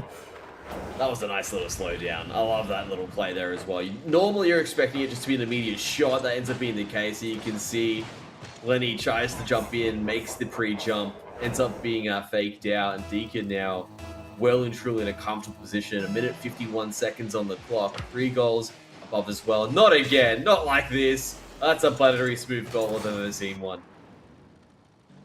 Yeah, smooth as it can be here. Deacon are just absolutely styling on them right now. Finding goal after goal, shooting faster like lightning. You love to see it, but we are going to be jumping into the next kickoff now. Monash, this could be their time to shine. Yeah, they've got 1:45 seconds to really shine bright as possible, just like a firework. But right now, I feel like they're more of a spinner instead. Life, though, will take it nice and safely overhead. Gets the beat onto one player as well. Tries to slow things down. Gets the chip overhead. Bluey now redirects it otherwise. Deacon just giving us a beautiful set of plays, but Lenny managed to get through and shut it down. Yeah, locking it down, shutting it in here. Doop. Waiting patiently. The timer could be here, but maybe not. A bounce straight back. Scythe is able to at least fall back onto it, but this is getting a bit too higgledy-piggledy for my liking. Well, Scythe now gets a chip overhead. Doesn't beat any players just yet. Tries to go for a bit of bump action as well, but doesn't really find anyone. And now counter-attack from Monash. Ends up finding the mark. And it is definitely still a long distance to 5, but at least this goal does help. Yeah, maybe a band-aid, but you know, it helps heal them.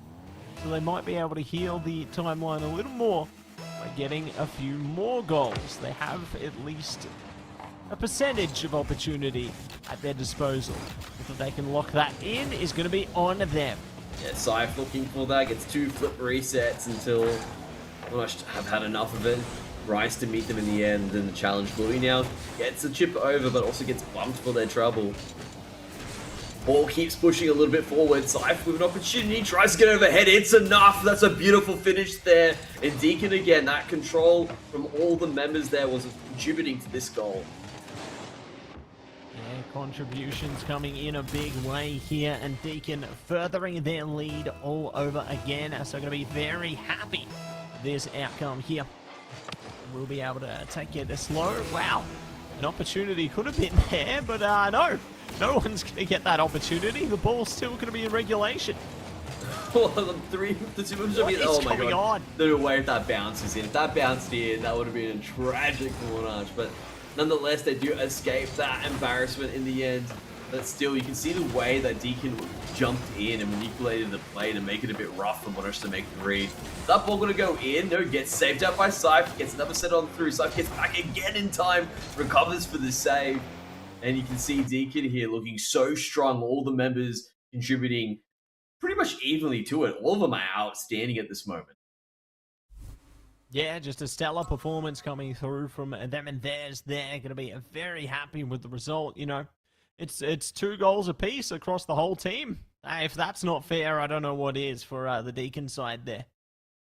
I guess at that point you have to go, well, who was the first one to score? You get the win out in that sense. But I think everyone there is quite happy to take a nice little healthy piece of the pie. It's one of those things where certain players are being a little bit greedy and they do steal the lion's share of the goal. And not going to be the case here. Everyone's saying, you know what, we can all share in the limelight.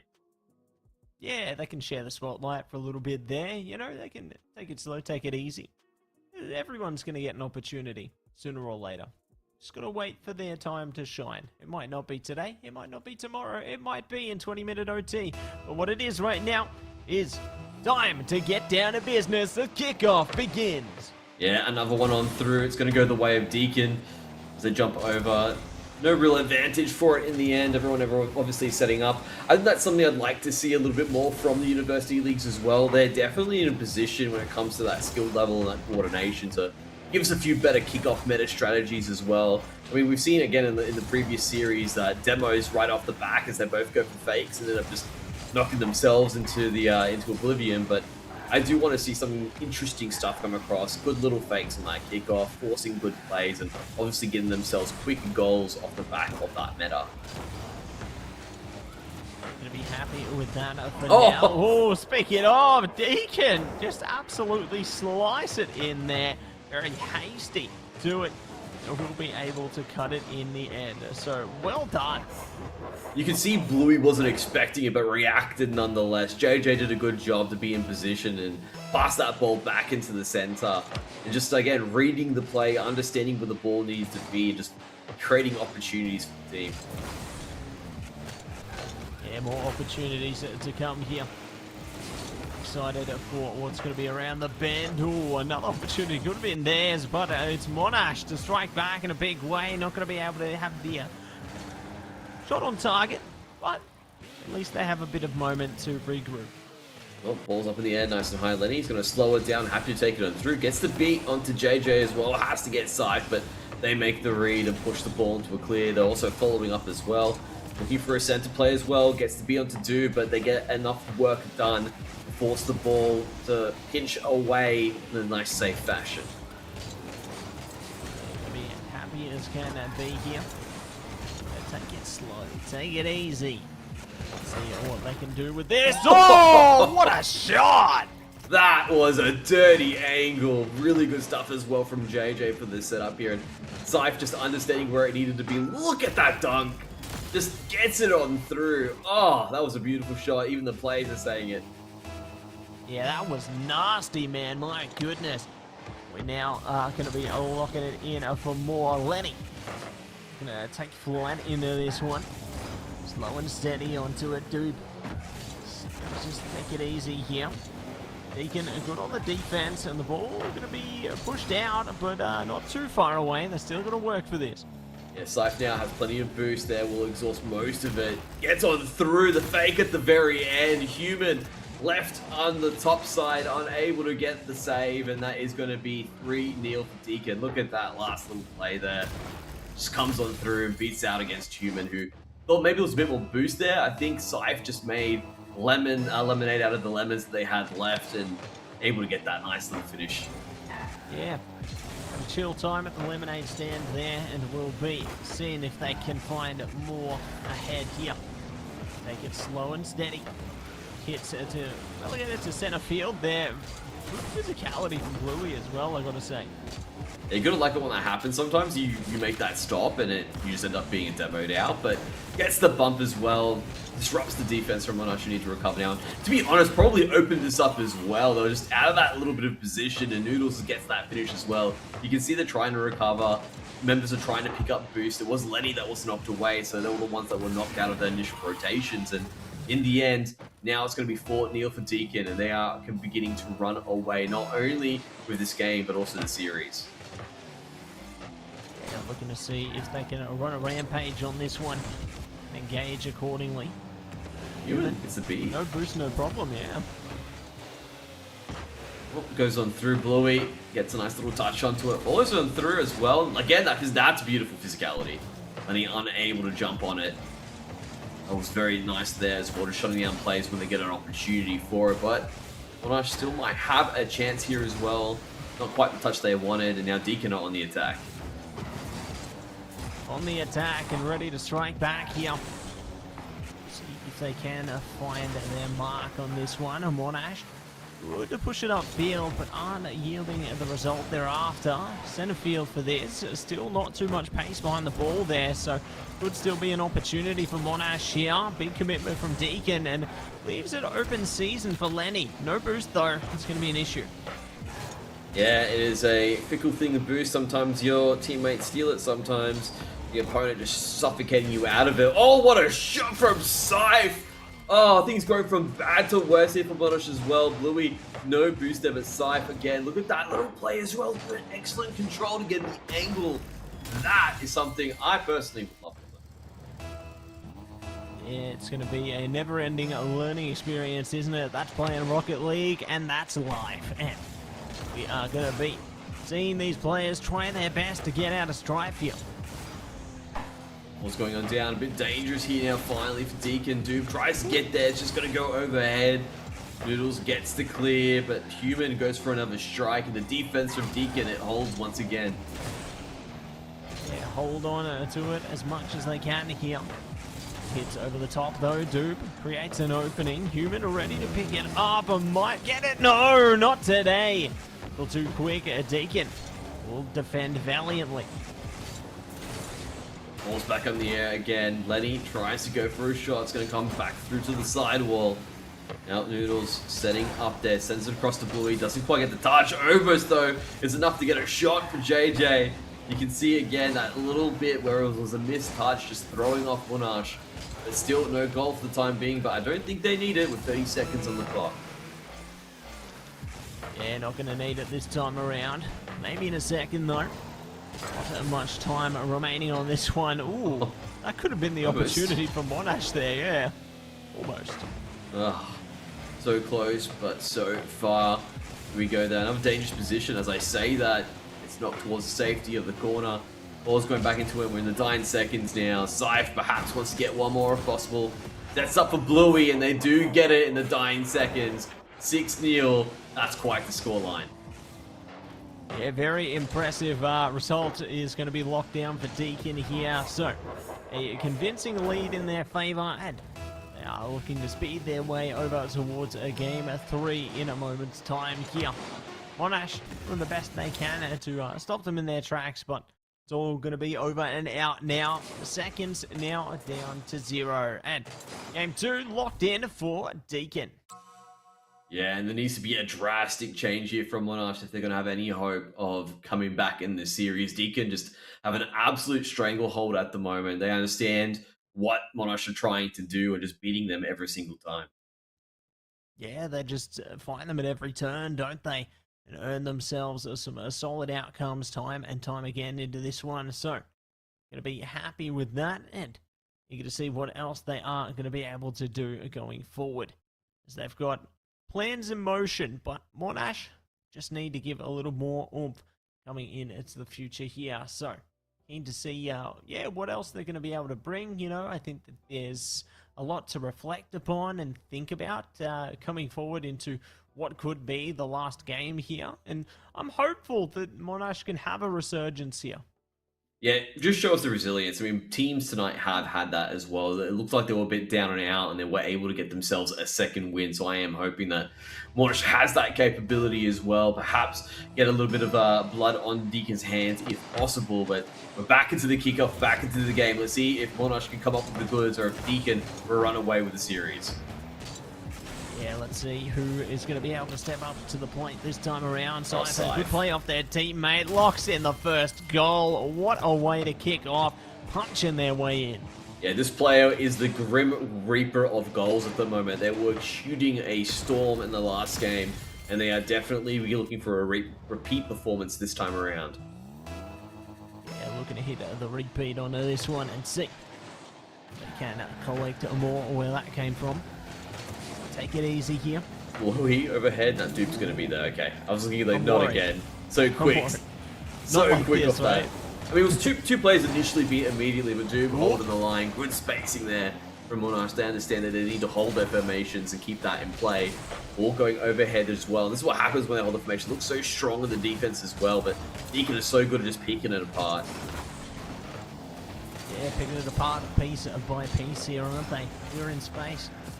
Now looking to see if they can shape up accordingly. Good hit from sight there though. Relying on their teammates to the later portion here. Bluey can keep it upfield to see if they can double on the hit. Not going to get it though. So Scythe is playing well into the back line. They didn't overcommit to that fight there. I feel Monash is playing a little bit more defensive game, and it works out for them. Lenny manages to get on through as well. Just holding, biding their time for the counter-attack. They manage to find the mistake, and all players just jump onto it. You can see Lenny gets that nice little touch. No recovery response from Deacon, and it's nil, or I'm going to say nil, all but one apiece. Yeah, all but one apiece here. And now we're going to see if peace will turn to chaos.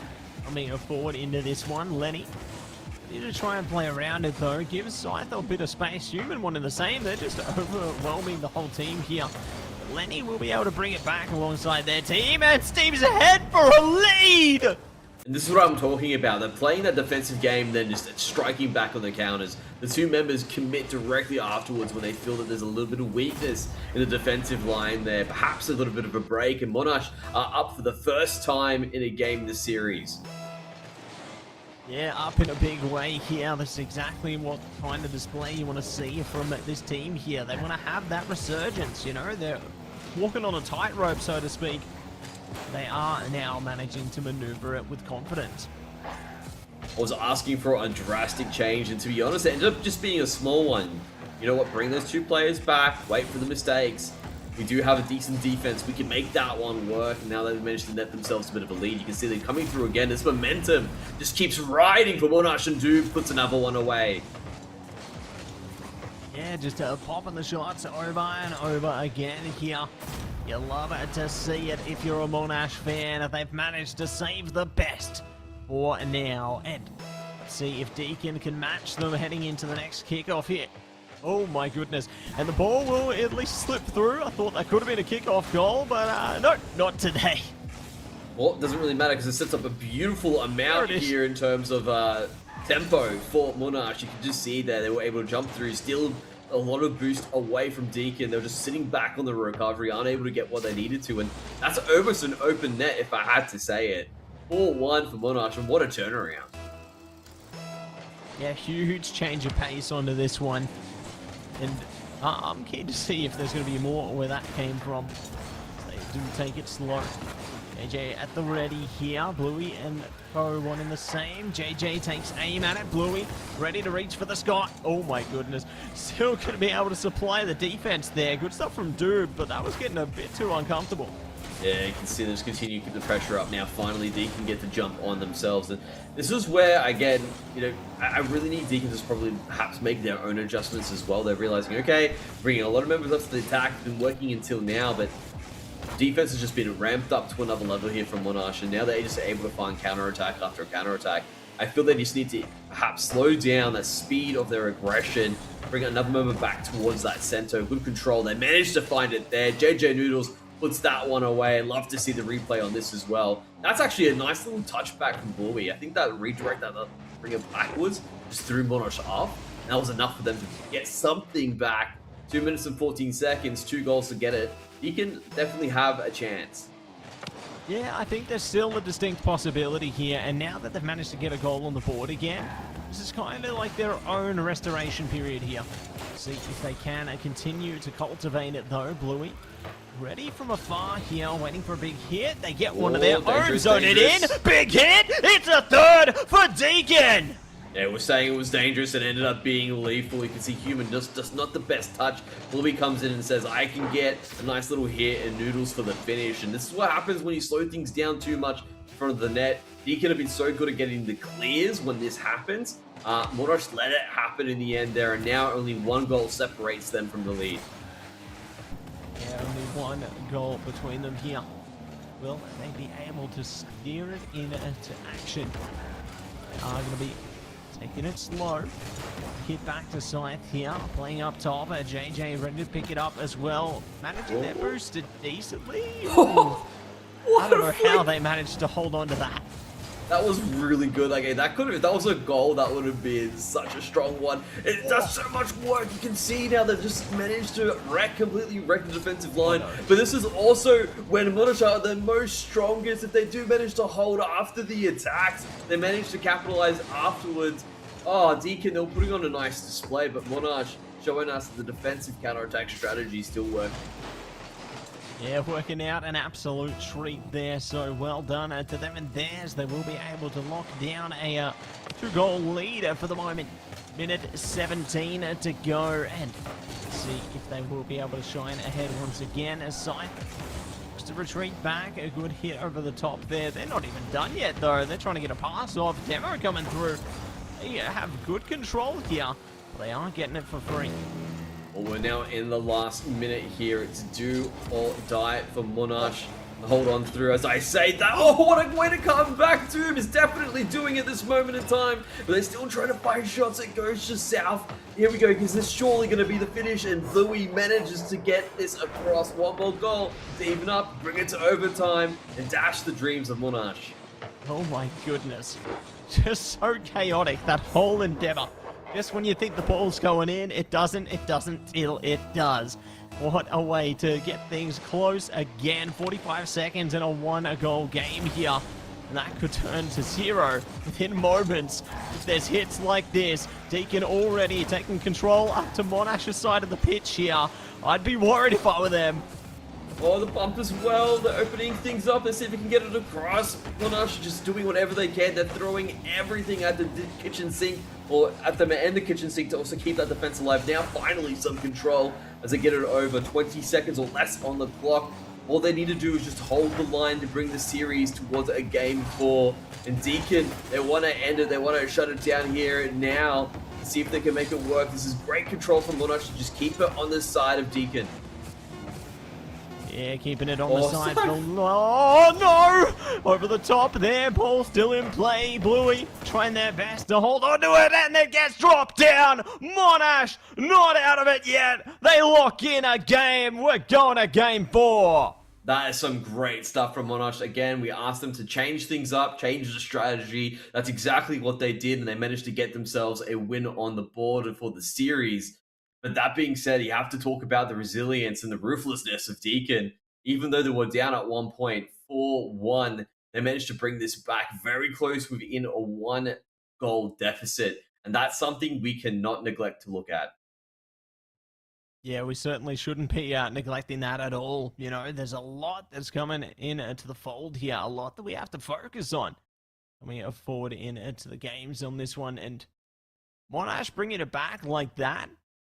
An amazing recovery from them and theirs there. We'll see if they are going to be able to stay consistent with it, though, as it is a task in of itself to hold on to that momentum.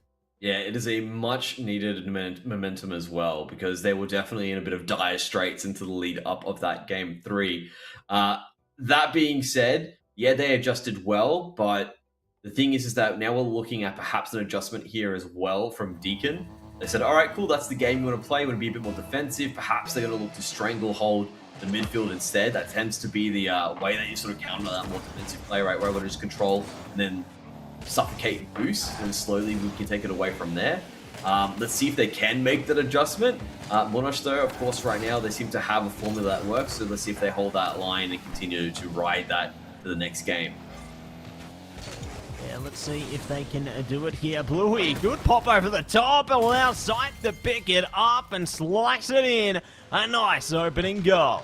There you go, you can see here Bluey, beautiful stuff there with the tech, gets to beat onto the 3 players, forces Jube to go up to head, and even if that ball didn't come on through, I think there was definitely a third man ready for Deacon to force the loose ball through, so Deacon really bringing up all the stops now. Yeah, giving it everything they can, aren't they? And would be even more to follow in a second. Doob going down to the demo. Bluey, big hit upfield. It's going to be responded back to. Scythe forced to slow it there. See if they set it up for a teammate, not today. Bluey, though, would pick up on the big boost, but they're going to be propelled into the sky. Yeah, continued good recovery though. Still managed to keep possession of the ball, but of course Monash will be there to challenge. That's dangerous from Scythe. Gets the drop in as well. Monash aren't able to recover. I just don't think they were expecting the ball to drop so lethally. Yeah, I don't think they were expecting something of that proportion either. Going to be quite the pursuit ahead of us here. But now, Deacon in for two, looking to grab more if they can, and they might just get a chance. Well, ball's up into the air now as well. 4 minutes left on the clock here. Still plenty of time for Monash to mount a comeback if they have anything left in the tank. But Deacon have just bringing it to another level, and they're pushing this lead further and further ahead. Yeah, going further and further along here. Very keen to see what else they can do into this one. They pursue more and more goals, so Deacon have absolutely got a firm grip over the momentum that they've been seeking here.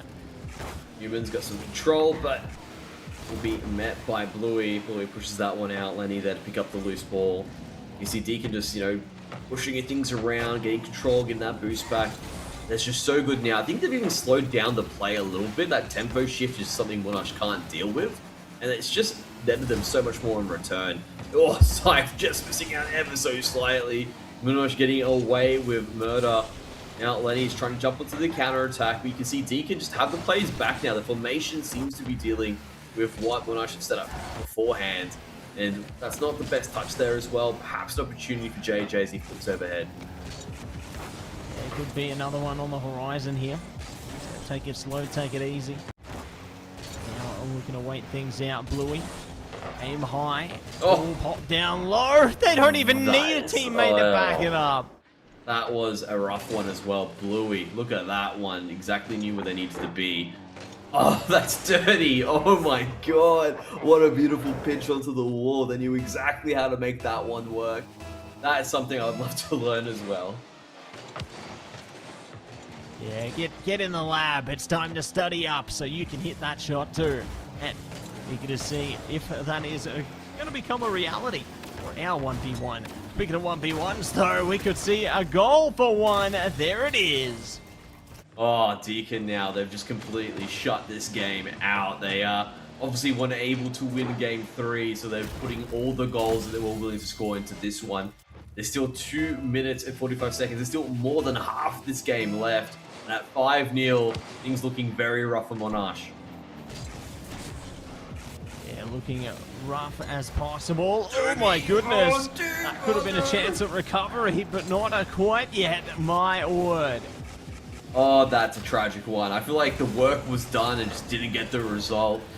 Just by a hair of a margin off, a fraction. That would have been a goal into the double. Very tragic for Monash and Doob.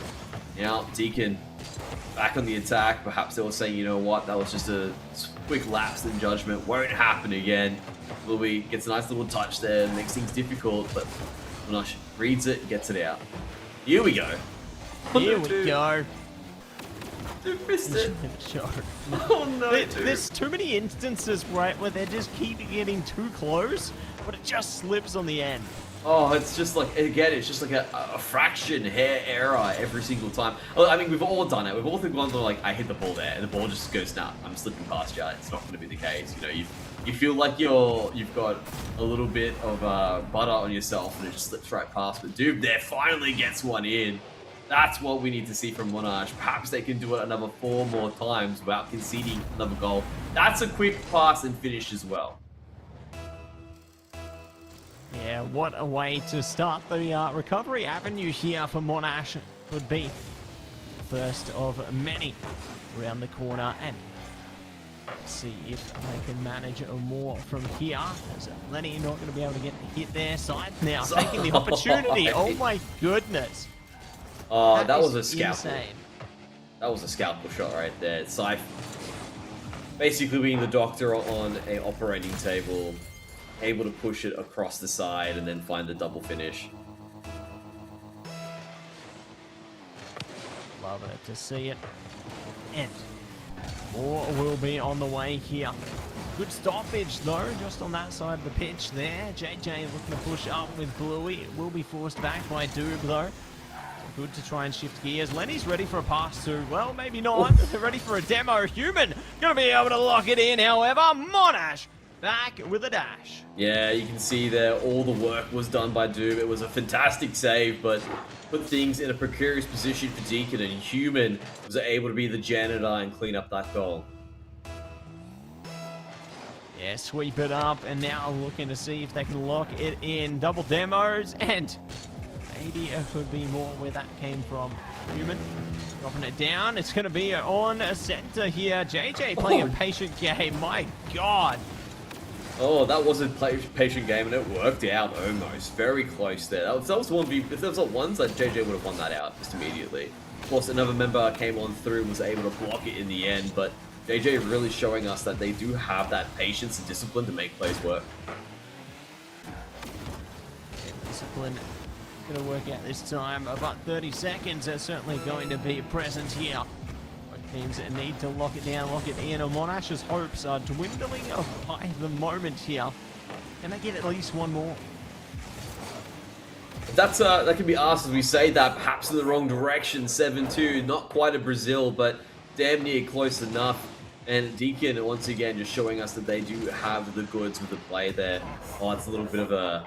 Oh, that would have gone clear, but they managed to jump out. Okay, I like what was that. I thought for a second that was a bit of a traitorous goal, but I believe that would have been clear if Deacon didn't have the member there blocking. Yeah, not going to be able to block it down and lock it in here. So, ready, waiting. Does have a teammate there to support them if needed. Ooh, not going to get the hit they wanted, though. There's still one more chance, though. Oh, maybe not. Nope. Yeah. I mean, look, no.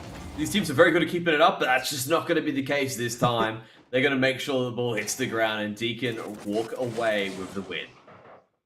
Yeah, walk away, and we'll be able to sway things into a proportion here. So, well done, well played from them and theirs there, and it's GG's all round. What more very can you good say? stuff. Very good stuff. And Deacon really, again, she's given us a fantastic show. There was some incredible pin shots there, really crazy angles. That was showing us that we can, if this goes to finals with some of the teams that I've seen tonight, it is going to be a nail biter. Yeah, it's going to go absolutely down to the wire, and eager to see what else is going to transpire on the other side of this break.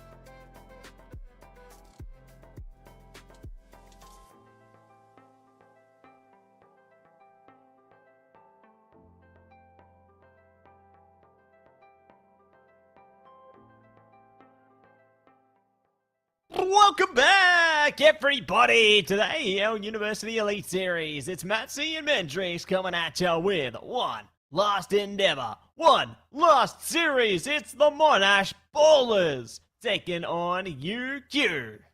Very good stuff coming up here as well. I'm very keen to see what is going to be the last series available here. And on the Monash Ballers, we've got NK, Fergo, and Rooks.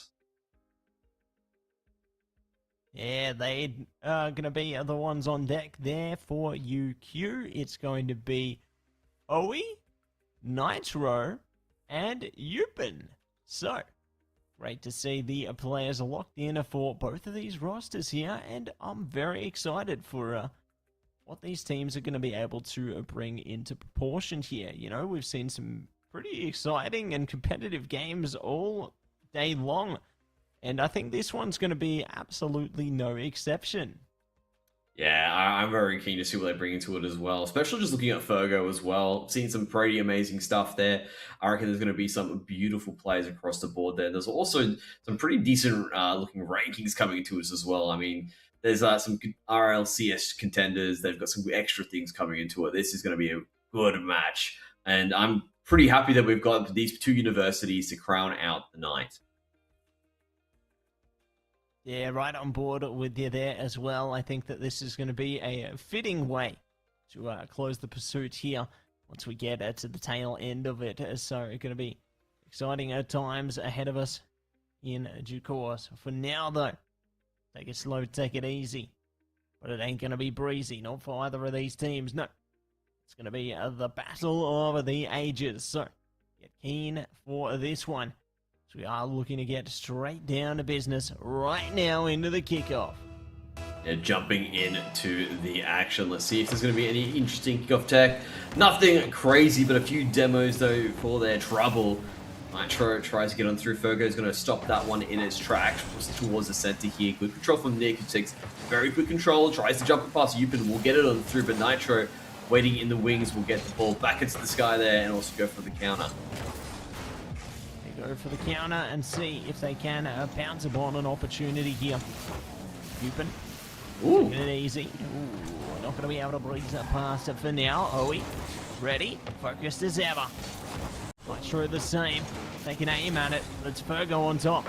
Yeah, it comes on through, slows it down, but Nitro makes the read, pushes it back to Oe. Nick, though, steals it away just in the center. Very nice control. That gives an opportunity there, but Nitro cuts through all the mess, sees an opportunity to guide the ball afterwards as well. You can see that's a beautiful touch. Keep good control of the ball and knew exactly what they needed to, and no recovery option available here for the Monash Ballers. And UQ off to a flying start.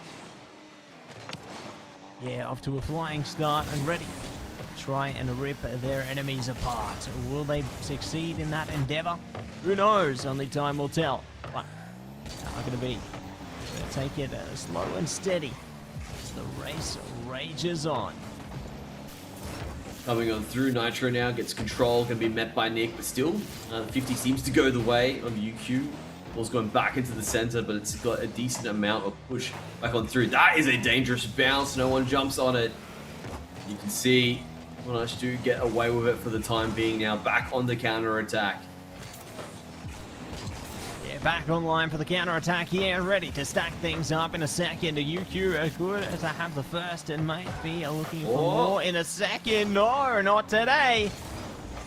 A big shot there, big defense. Manages to deflect that.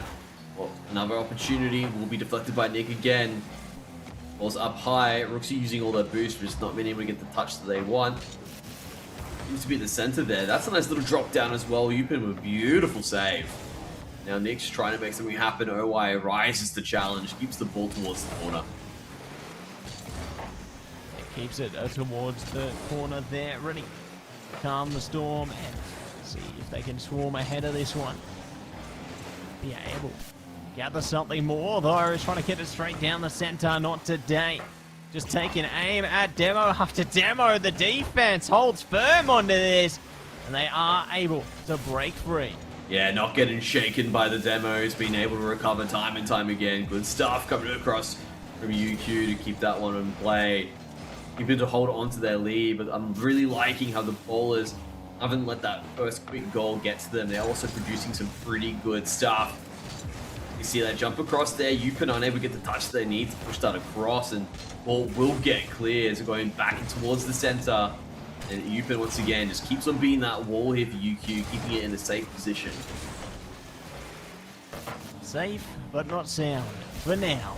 So they will hit the ground running. Big hit there. Are we not going to be able to collect it though?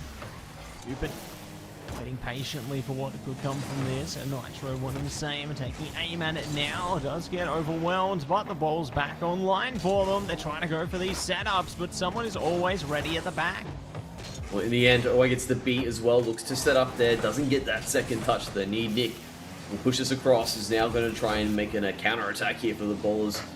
Maybe might work here as well, but it will be deflected mid-air back towards the corner. Fergo now tries to bring it into the center, but won't make it work. Ballers now obviously trying to get something back here. They need to get another goal to equalize things up, or UQ will take game one.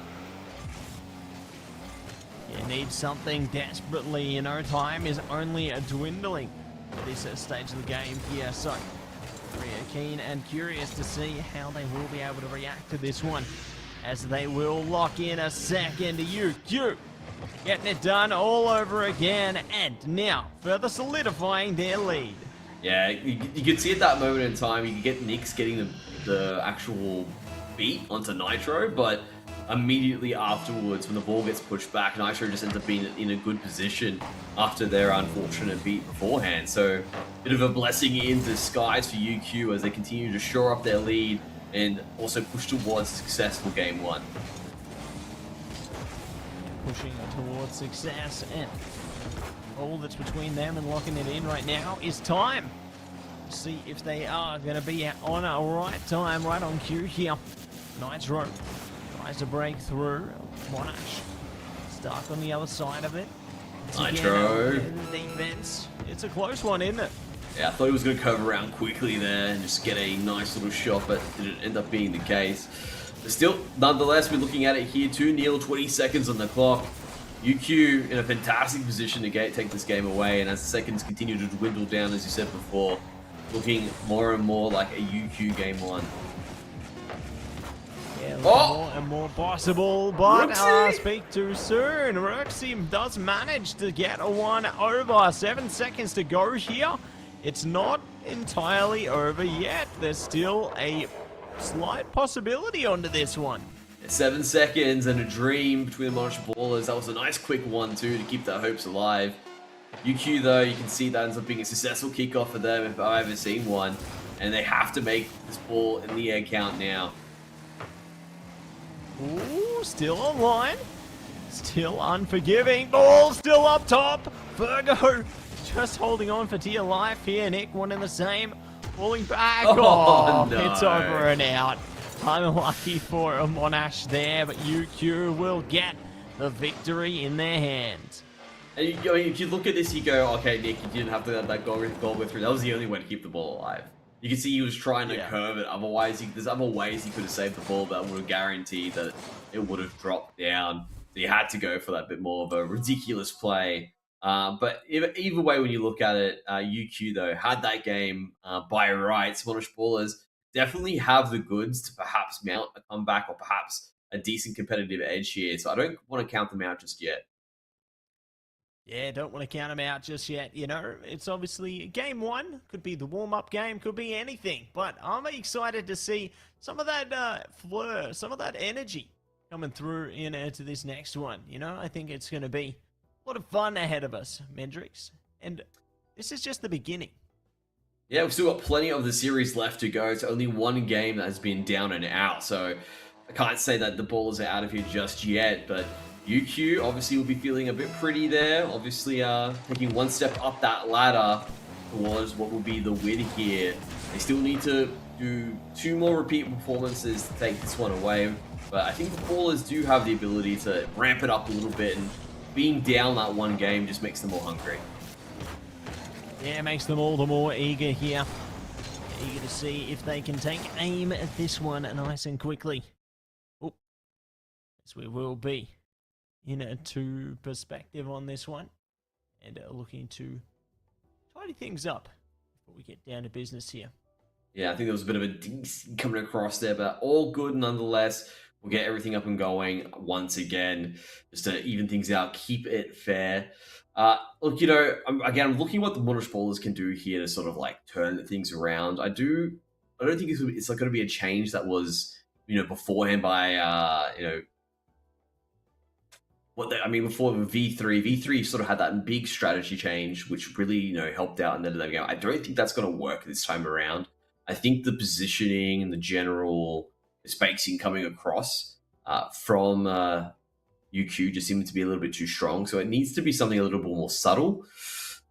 It needs to be just shore up and rough. Like, I think, again, just be more consistent across the board. Yeah, I'd love to see that. Consistency is going to be key, I'm keen to see more where that came from. But for now, we are just going to be heading to a short break while we get things sorted out, everybody. We'll be back before you know it.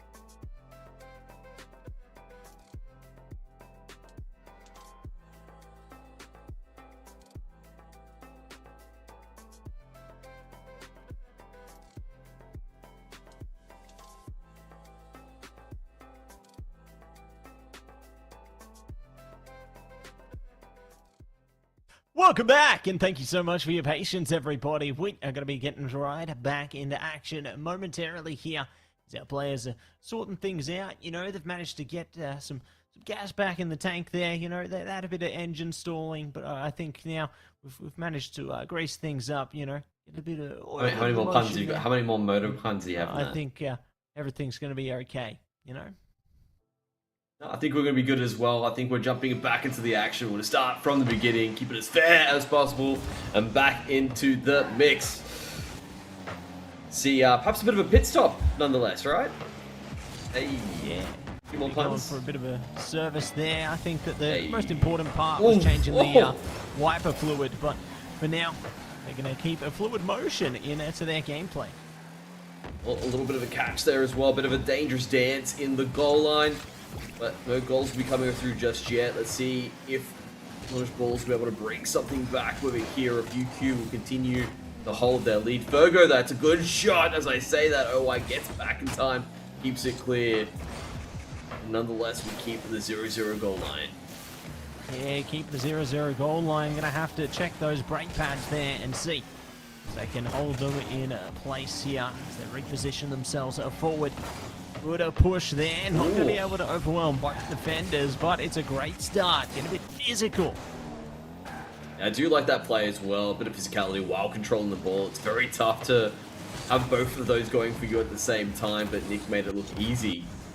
Now bringing it up towards the side. Let's see if they get some good control. Fergo wants to push on forward.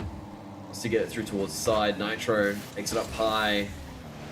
Just stops the tempo of the play, resets everyone's positioning. Give UQ an opportunity to perhaps jump onto a counter attack. That might be here now. Rooksy have good control, good catch, gets the beat overhead, but you can see OY was waiting in the wings to get that ball anyway. Waiting to do the very best they can under this one. See if their opportunity will be the other side of this now as they reach to the skies. Dupin will be able to supply it, but their teammates are at least there to pick up the slack for now, slowing their road, almost able to make it explode, but it will implode before it reaches its height. Nice little beat there as well. This could be a setup here for UQ. You can see Nitro keeping the play alive there. Goes for another play with the back ball. Look through center. Nick makes the read, gets the clear. Dupin brings it back towards the center. That ends up being a bit of a bust to Nick. Nitro able to get back in time, recovery, and get the save. Good mix up onto that one already to try and shape their way through. See what else they can do here. Nick for it. Oh, he does manage to push it back there. It's straight to where they want it to be right now. Nitro going down though could be a problem. Yeah, Nick as well. That was a very dangerous maneuver, but made it look easy again. Manages to get the ball towards the safety up high. Nitro now wants to bring it in again. It will go the way of Fergo. Got some control of the board, gets the beat onto OY, brings it towards the center here. That's enough time for UQ to bring the members back in a better position. Yupin brings it down nicely as well, but Fergo's going to be up and keeping that play alive. Another clash here just before he manages to get towards the center, and you can see UQ and Monash Ballers don't want to give it an inch here. The positioning is just so important. Yeah, so important, so critical to this one. They need to do everything within their power in order to lock it down here, but for now, Nitro going to be looking to bring it right back up. Oh, he is ready if things go haywire, and they will. So, we'll be stuck in the midfield for now, but Monash, they are unforgiving. Yeah, that's a bit of a soft touch, maybe an opportunity, but they do manage to get clear in the end. That was a shot from Nick, but it was deflected in the last second. Fergo now sends it across. Nitro an opportunity, brings it towards back wall. It's going to bounce free. Nick gets the boost in return, manages to keep the ball in possession, but still goes the way of Nitro. Yeah, it goes in their favor for now. Good save going over the top as well. Nitro and their best to rush through this one. Good hit straight downfield. Fergo at the ready. Not going to be able to take hold of it yet. Nick, good for it. Waiting patiently here. Let's see if they can give it what they got. Yeah, both teams doing a fantastic job at the moment of reading the plays and cutting off the legs before anyone has a chance to play with the ball, be a bit techy, do anything about it. Every single time they're jumping towards the air, they get maybe one touch, and as they're getting that second touch, another player is flying straight at their face. They're not giving each other any chance to breathe here. They're all just fighting for control. Yeah, fighting very hard for control under this one. See if they are going to be able to push themselves to action. Hold it back for the minute. Owie. We push it up though. Time is ticking here. If no one scores in the next 10 seconds or so, could it be OT on the horizon? And what a well-fought OT as well. I mean, this is the type of OT that you want to be going to. You don't want to be a scenario where you're so close to getting a goal or taking the win and then it's been stolen away from you or vice versa. You had to fight, you had the pressure the entire time. It was just a straight 0-0 game. No one put any goals in. Everyone was actually just playing out of their minds. Again, no one was able to do any super fancy plays just because you have no chance to breathe. Yeah, no chance to breathe at all there.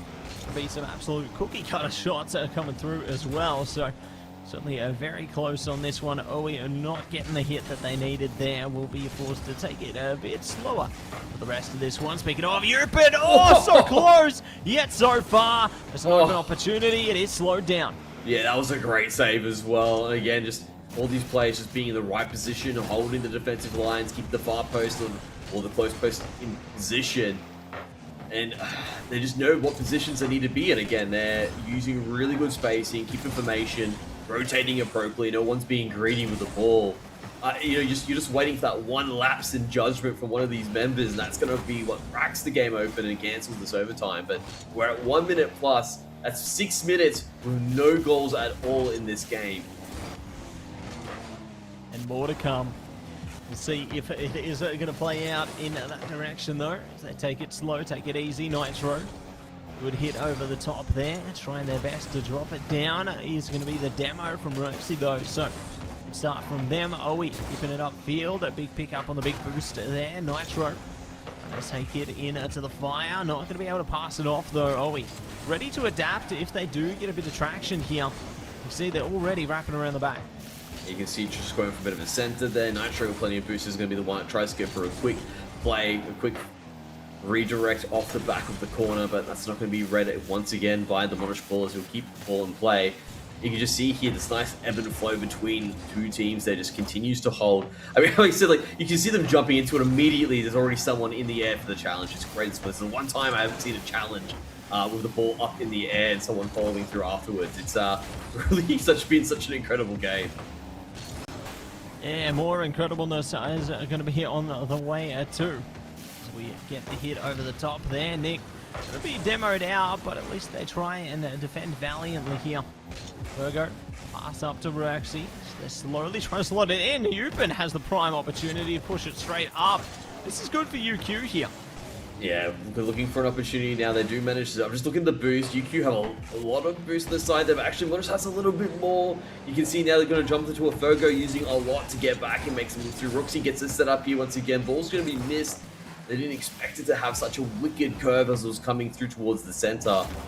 Both teams unable to capitalize on that one. As you can see now, nice little touch from UQ, and it's enough. But Roxy gets there once again, and the game goes on. We're hitting the 8-minute mark with no goals. Could be a lot more on the side of where that game from, but no! UQ will lock it down. 3 minutes and 5 into OT. They lock in and now will take it into series point. Roxy was there to defend, and Eupen didn't go for the ball. They went for the player, and that was enough to push it in. I think Roxy wasn't expecting it. I mean, 8 minutes without any goals. Who actually would be in a position to expect that? And very good play there from Eupen to take advantage of the situation and break this overtime. Yeah, at long last, they managed to break it past it there. So the longest OT this evening. And hopefully, there's more to come. We'll see about that. 20 minutes. Come on. You can do it. It's gonna happen. This is it. It's gonna happen. It's the moment. We're trying to break dream, records here. I just, you know what? I mean, look, I reckon we're going to be doing a few more of these in the future. And I definitely want to see it happen, right? At least once. Just one 20-minute overtime. You know, that's what I want. That's on my bucket list, okay, Matsy? I want to cast a 20-minute overtime with you. Yeah, I want to see it come through as well. I want to tick that one off my bucket list as well. And hopefully we'll get the opportunity to do that as we wait patiently. The ball getting closer and closer to the goals right now. And it could be on the closeness of a goal here if the timing's right. Going on through as well, you can see now pressure really mounting for the Ballers here. I feel the momentum is definitely going the way of UQ as they do knock that overhead. This is definitely a tough moment as well for the Monash Ballers. I think they got a lot going their way, but it just seems that they were unable to edge out that little bit of extra performance towards the end here, and now they're finding themselves down the barrel of looking to reverse sweep UQ in order to take the series. Yeah, we can see if they can sweep it away here. Maybe today, maybe tomorrow. Virgo. Oh, there it is. Open the account and get it in. Good demos pushing their opponents right out of the way, and it's going to be A-OK. Yeah, I'm not sure if Yupin would be able to get back in time there as well. You can see they were contemplating, do I go for boost or go for the play, and you can see Monash Ballers made the decision for them and just said, Nick's I'm just going to demo you and open it up anyway. And beautiful stuff there from Fergo just to recognize I've got an open net. I'm going to just jump straight for the goal. I don't need to play with this. Don't need to play off it or whatsoever here. So you're looking to take it easy for the moment. Yupin and Co. Let's see if they can string something together here. Ball off to the center. Good pick up there from OE. Still keeping it on their opponent's side, but maybe not for long. Fergo, a light touch there. Roxy now furthering the pursuit. Well, ball's now in a bit of a dangerous position, but no one from the Ballers are there to jump on it. Nitro gets it overhead. We'll just give that to Yupin. Yupin goes for a bit of a play, gets the flip reset, gets the one beat. Not going to be enough to get Bucks Roxy. No real follow-up afterwards. Counter-attack on, but again, none of the players on the ball is in position as well. This could be an opportunity for UQs to come on through. You've been looking to get a nice cheeky sort of pinch or player pinch, send the ball in a weird direction. Doesn't really end up getting the result that they want. Another opportunity for Yupin. They're trying to push it over. That's just going to go south of the post. Oh, that was a close one indeed, but the Monash Ballers keep their lead alive. Yeah, hold on tight to this one and need whatever they can spare into this. See if UQ is going to be able to fare well into this. A good defense from Fergo. Giving the ball away for now, you know, managing to usher it out. Owie going to usher in a goal of their own. Good hit over the top. Not going to be able to drop it down. Nitro tries their best to speed in, but they have to keep going again and again here. And there it goes. Yupin ties it up. One apiece. And I'm looking at OE this entire time. There was many plays back-to-back from OE where they were just using the flip reset, being techie, being given that space that they just didn't have in the previous game. And I just wore away at the defenses there for the Ballers. They committed too many people in the air to the defense, opened up their boost, and eventually UQ were able to find a little bit of a gap in the armor. Yeah, at long last, they will be able to find the opportunity and tie it up one apiece now. Still got ample opportunity to go for more though, but big pressure has been established from the early onset here from UQ. Good response from Monash though. They're trying their best to stack the odds back in their favor. They might not get a chance. It's going away too quickly here. Yeah, you can see once again UQ beginning to mount that pressure once again.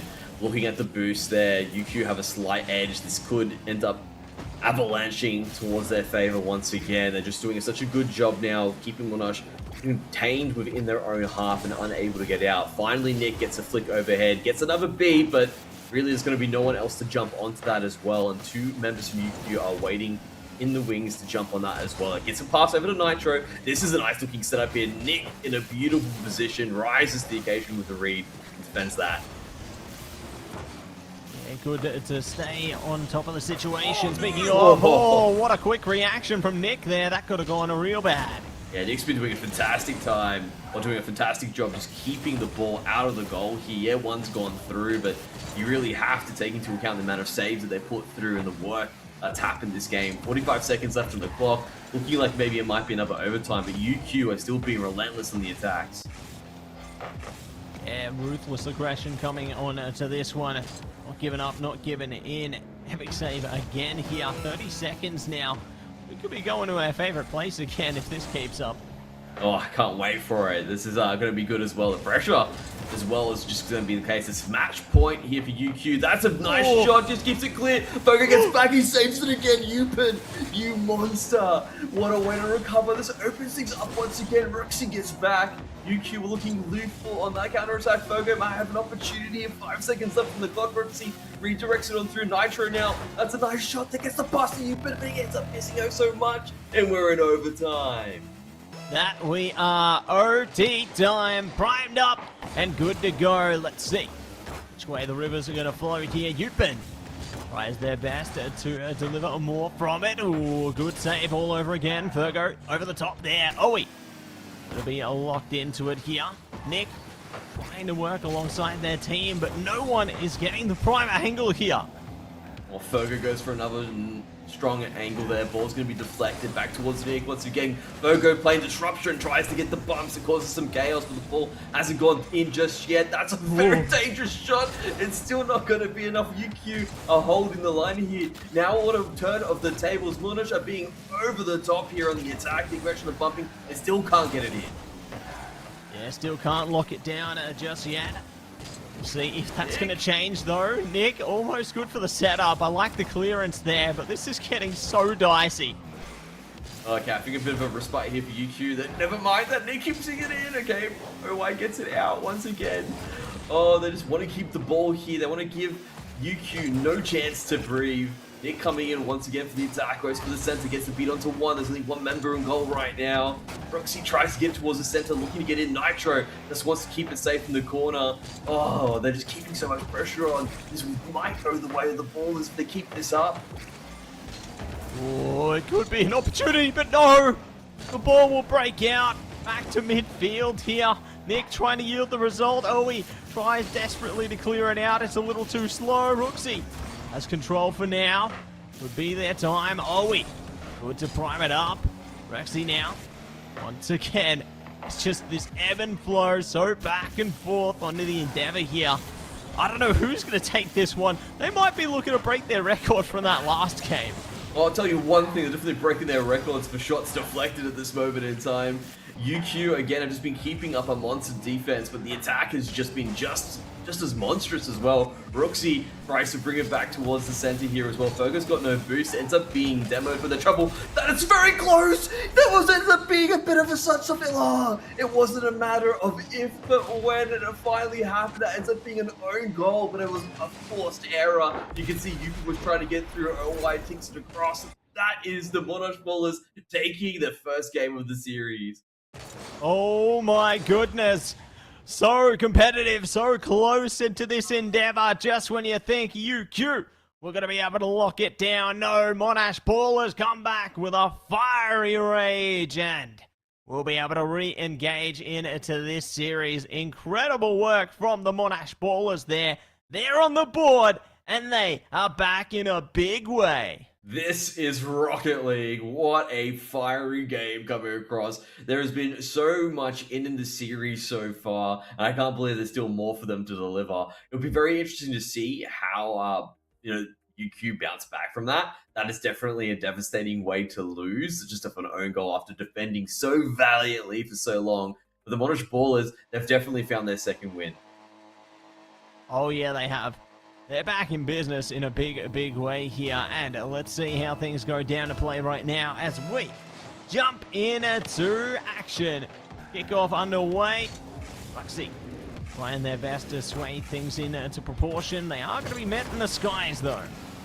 Yeah, and again, it might go back to that sort of game 2 that we saw where teams weren't really giving anyone a chance to breathe. As I say that, Fogo stamps down, gets a nice double off the backboard. OY, just a bit of a soft touch, unable to follow through as well, not boosting across, and Fogo seizes that opportunity and punishes the mistake.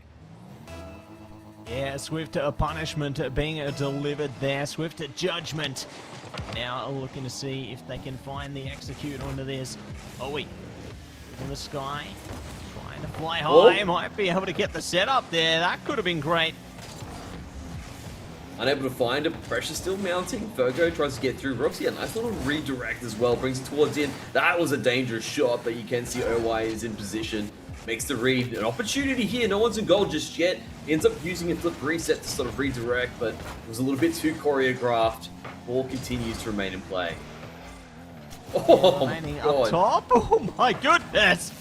That one got a bit too haywire, didn't it? But they're going to be A-OK for now. Nick direct in control here, trying to stroll ahead. Furco trying to force the issue. Not today, though. Owen now ready to play. Yeah, gets it up in there, gets beat onto one. It's going to be knocked down by Ferga. It's definitely a dangerous position. Nitro, good presence of mind to go for the pass back into Yupin. You can see there, that sets things up. What a save from Nick coming down and manages to get it out of there as well. Fergo as well brings it towards the wall. The center hero helps counter attack as well. Bruxy follows up, keeps the play alive, but it's just not going to be enough for the time being. Oh, Nitro flicks it overhead and Nick slows it down. Slow it down and hit the ground running. Let's see how they spin this one into proportion here. Will be watching patiently. Yupin sets it up there. Nitro not going to be able to pick it up. Good hit in the skies from the Monash side here, but might not be able to get it for the two-time. Maybe they will. The physicality paying dividends. Yeah, they're doing a good job here. And I think most of this physicality there was just players going for the ball and just saying, you know what, I'll be jumping into it anyway. I think if you see an opportunity to bump, generally you just take it, but most of the time you're in positioning, I want the ball first, but if I get the player, that's just gravy on top for these two teams at this moment.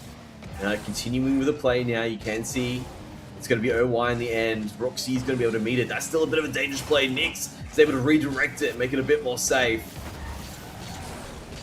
Yeah, making it a little safer. Not for how long. See if they can deliver something else here. Nitro, good to pass it off there. Roxy does get involved.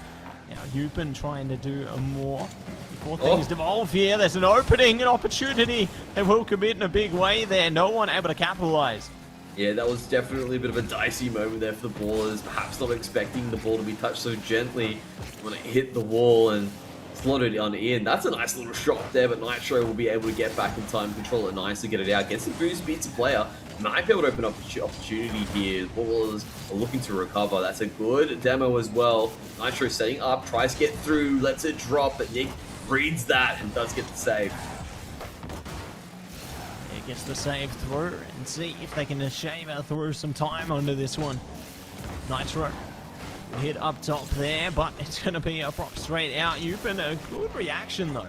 Find a good hitter, keep it up high. See if they can supply more. Oh, ball's in good position now for the ballers as they go for that redirect. Nitro will keep it alive. That is a dangerous shot there. Fogo jumps in and once again makes the punishing play. Again, just a little bit of a soft touch here from Nitro. Actually, it's the 50 that ends up being Fogo seizing the loose ball, getting themselves a 2-0 lead, and the ballers looking to even up the series. Yeah, looking to even it up and see if they can manage to smash things back together here. Go 2 for 2, why not? Let's see if they pull through though. Oh, it's close! Dangerous! There it is! Yupin gets in, grabs it across there. Nitro again, beautiful little stuff. That ends up being a unfortunate redirect there for Rooksy as the ball bounces out.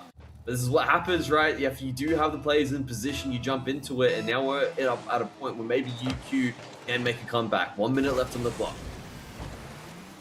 1 minute to go. Which way will they go? Let's see how it flows together now. Nitro ready, but Virgo even more so. Hupin good on the back line there. Does get demoed out though, so this could be an issue. Nitro, a little hit there. Enough to get it out, but I don't know if it's enough to keep them in.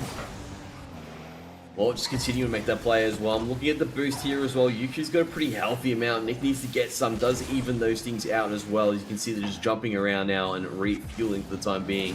The members here looking a little bit jaded for the ballers. I don't like that defensive play. They do manage to keep the ball out nonetheless. Now you can see Nick goes into the play. Yupin's doing a good job just controlling the ball, getting around the corner there. Virgo, that's a beautiful demo, but you can see Nitro picks up the pieces right where Yupin was demoed on out. 20 seconds left here. UQ need to make a play happen here and now. They're trying for it, but they are going to be stopped at the edge of the track here. Virgo now fighting back alongside their team, steaming through it. Good from Yupin. Oh, pushing Yupin over the top, and not going to be able to prop it in. Roxy stopping them in place here. Time is against them. They need something now. Oh, it's still up. Oh my goodness, UQ might just be able to string something back. It needs to be a do-or-die moment, but the ballers are wasting no time. Put that straight to the ground, and we're going to game 5. Oh my goodness. Just when you think the series is going one day, Monash Ballers hit the full reversal on this one. And we'll be able to tie it up at 2 games apiece. Here we go. One more time. One last stand here on game 5. Yeah, the resilience for the Monash Ballers are definitely standing the test of time here in this series. UQ, of course, still just need one. Monash Ballers, though, have got all the momentum. Now it's up to the resilience test for UQ. Can they bounce back after this? Or is there going to be some crazy stuff as well? Very interesting all around. And the Ballers, I'm really excited to see if they can get the reverse sweep. Yeah, it could be fully possible, you know, with the way that they've been composing themselves into the last couple of games here. The opportunity could be right within their grasp, but gonna have to see how they blast ahead into Game 5, the final step of the endeavor here, and let's get down to business. Yeah, we've got many questions that are being asked here, and now is the time for these teams to answer them. That's looking like a dangerous spot as Nitro jumps in, but it's just not going to be enough. The ball's just bouncing, and finally the ballers get it clear. That was definitely a dicey moment to start off Game 5, but no goal just yet. No goal just yet, but they're not going to be living with a regret there. There's still more times to try and set something up here. See if they can scoop their way through. Nitro, good stoppage in the sky. I'll go for a setup onto this one. It isn't being supplied yet. You can see OY bringing in as well. We've got 2 members jump into the defense. You've been unable to get the finish. The Ballers definitely on the back foot for the time being. Are forced to have to deal with scraps of boost that UQ are leaving them. You can see a bit of also interruption play coming across as Nitro comes in for a bit of a bump play. Doesn't get the boost and steal on the way through. Yupin is now the one that gets the demo onto Nick, just trying to open up the goal, finding ways to rip apart the armor the Ballers have put into, but they finally managed to break free and get to the center of the map. Yeah, finally managed to break out, get something through from this. A demo coming over the top as well, trying to make a smoke screen off it. Going to be able to string it through as yet, though. Roxy slowly propelling this one forward. A clear path ahead. Fergo not going to be able to take hold of it. Nick, good for it. The ebb and flow just continuing in both directions. Roxy now has plenty of boost. See if they can make something happen with it. Yupin goes in for the challenge, but just misses on out. But Nitro is going to be the one to pick up the ball as it drops. Now back towards the side of Yupin. Again, just keeping the ball up nice and high. Again, that ebb and flow just continuing. That's a nice shot from OY, but isn't going to get the angle that they're looking for. But this might be a way to start setting things up as the Ballers have to scramble, keep the defense in line. That's a close shot, not quite able to get it, but OY gets the finish nonetheless. Yeah, gets the finisher through there, and will be A-OK. Speaking of OK, gonna be okay to see how things go onto this one. And we are going to get down to the next portion of this one. Continuing with that as well. Knocks it around. Whoop, Nick goes immediately for the demo play. Monash Ballers looking for a quick turnaround to perhaps even things out here, but UQ do survive the initial onslaught. Ball's now back in. That's an awkward bounce, but Fergus in position. That's actually a nice little hit overhead. Yupin, though, is able to get back in time and bounce it back towards the side. We're looking for perhaps a player pinch here. Doesn't quite get it, but it's still a decent shot. Fergo has to control it, and things will go back towards the other side of UQ. Slow and steady onto this one. UQ at least happy with one in their favor, and considering how these games have gone, they could keep it that way for an extended period here. Monash are going to have to desperately try and find that one a little opening, because when it becomes available, they need to secure it immediately. Dropping on down, Roxy following on through, but not able to get that across there as there is a bit of a stop by Yupin. Nick now taking control of the ball, tries to follow through, will be met by Nitro that'll shut down the play. Back into the corner here, a bit of footsie between the players as they do try to get the ball overhead. Nix gets the demo onto OY, might open things up here. You can see Yupin's still in a good defensive position. Will keep the ball towards the corners, but the Monash now are the ones looking to attack and find something.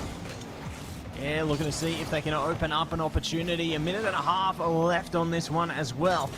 Yupin, ready in the corner here. Trying their best to keep things calm, steady, regulated.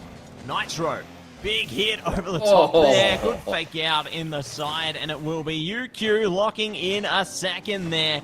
Monash, things going from bad to worse. It just goes to show to you sometimes it's as simple as things there as well. And Yupin gets the goal, but that was just a little bit of a nice touch there. A skimmer of the ball. It looked like the trajectory was completely unchanged afterwards. But still, UQ now in a very comfortable position. And Yupin making it even more comfortable, knocking another one away. I just want to have a look to see how this one played out. Burger just unable to get around it. Yupin with a follow through. It's a simple finish, but you can tell there's a couple of layers that led to it. Yeah, a couple of things that could lead to this outcome here, but Monash, they need to find something, a glimmer of hope, something to string things back into proportion here. Minute and 5 online here. They are doing the best they can. Yeah, it's going to be a tough ask here. 3 goals in 1 minute, especially with how UQ just seem to be on point with the defense now. You can tell they've really shored things up this game. Good control, stamping it across. The ball has definitely had a few moments in the sun in this particular game, but just unable to convert at that time. And now with 40 seconds, looking down the barrel of what was potentially a reverse sweep, now into a series loss. It's definitely not the best feeling, but you can still look at it and reward their valiancy. 30 seconds left, a good opportunity, just missed out there as well. They're going to need a miracle now to bring it back. They need a miracle. They need a savior. But it doesn't look like they are going to be saved here. Fergo, patience being exercised here. Seconds dwindling. UQ just maintaining control. That's all they have to do at this point, right? Just maintain course and drill out the time. Park the bus in a game full of cars with rockets. That's really all you need to do here for UQ, and I think they've beaten the buzzer. They got their 3 goals. I saw it in Nitro. Might want to get one more for the road, but ain't gonna need it. 3-0, and UQ take away the series.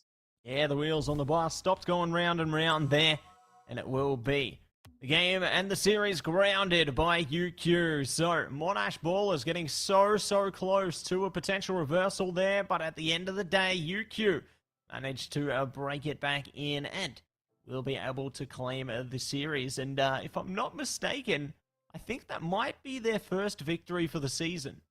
What a way to bring it about as well. And I mean, at the very end there, I just want to have a quick jump as well onto Yupin as well. Ended up getting 2 goals, 2 saves there. Absolute standout in that last game. Really good resilience to bring it back and close it out. Yeah, well done, well played there. Showing their resilience, showing their strengths, being put on full showcase. So, very impressed with how they've managed to hold themselves together and garner themselves a well-deserved victory. Well done, well played, all in all. Happy days. And what a competitive series, you know. I think we can speak that true to a lot of the series that we covered here tonight. I wasn't sure I'd be expecting Game 5s at such a consistent level there. Yeah, absolutely, Ryan. And it also was a couple of reverse sweeps. So it wasn't just an idea of it being close. It was also teams showing resilience and being able to play off the back foot. And that's something that is really strong and really good to have as you do continue to, go through your professional career. It's something that you'll need to have if you do want to take it to the next level. That's it. Now taking things to the next level, let's recap how things went through the evening here. We did start off with a solid series between Monash v3 and Swinburne there. 3-1 in favour of Monash. UNA going to be taking it away. A clean sweep, 3-0. Deacon one and the same, and one and the same for UNSW Raw. So clean all around here in terms of these results. Yeah, looking pretty good there. I mean, you could see also around them there in terms of the play that wasn't on the cast, perhaps not as even to it, but when you go down to it and dig deeper into see how close those games really were, sometimes it ends up being just 1-0, 2-0, the score lines, or literally a 1-goal difference. That ends up being the case. Even though it ends up happening 3 games long, it's still close. And if you look on the other side of it as well, UTS coming on, end up losing to the Mosh Bowlers 3-1. Adelaide University going against Macquarie Onyx getting 3-2. University Newcastle B beating out LTU. LTU beating out University Newcastle by 3-1. And as you can see there as well, USW also losing to UQ. Yeah, we'll be losing out there, but that's a-okay. Gonna be more happier days, more results on the horizon in due course here. We've had a lot of games in play here this evening, and very excited for more to come. I think that our teams have really earned themselves their places. They've been putting on a good showcase here tonight. And I'm excited for more of their energy to progress forward as our season continues. I think as well, the story doesn't really end here with initial plays as well. I think the story is also derived through into the seasons going forward. There are definitely teams that have the ebb and flow as players move into more professional things or move on to newer and greater heights. And you do have other teams get their chance in the limelight as well. So looking at all the teams here as well, perhaps those that aren't performing as strongly, they'll get their chance to perform through as well.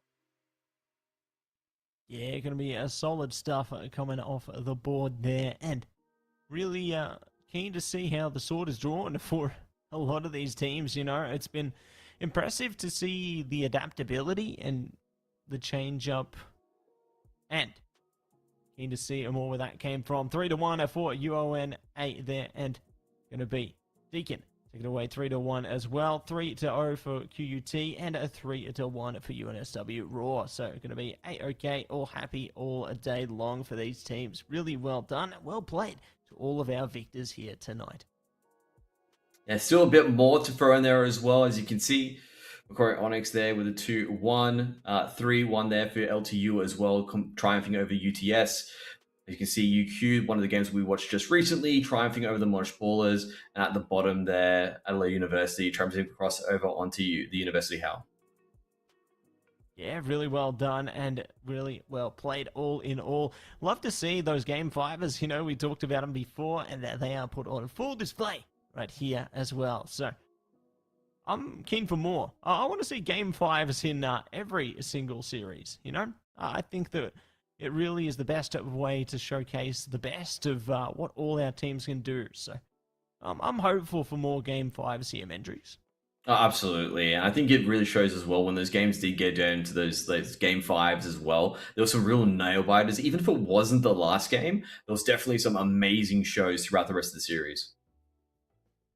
That's it. Let's see how the game has resulted now with our standings here. UNSW Raw going to be on top cleanly in first place. QUT in second there, 5-1. UON Team A close behind, 4-2 there in a third. Deacon going to be a 3-3 in fourth place. RMIT and Macquarie Scarlet respectively between the fifth and sixth places there. Pretty close behind is Swinburne and Monash as well in seventh and eighth place there. So things certainly progressing in the standings. Yeah, looking pretty good then. I think as well as a few teams that were on zero, as you mentioned, they're finding themselves their first wins as well. So really good stuff to see that progression coming across there from those teams to get something on the board as well as this competition progresses. Yeah, that's my hope for every single season, right? Is that every single team is able to get at least one win. And speaking of wins, we get to see more wins in Group B here. As you see, Macquarie Onyx going to be on top, closely followed by the Monash Ballers there, and Latrobe Uni, and Adelaide Uni, and UTS. It's a very thinly spread lineup there across the top. My goodness. But once again, going down from there as well, you can see UQ, UNSW Howe, and the University of Newcastle. They've also got themselves a few extra points on the board again. So again, wins not just in Group A, but also in Group B.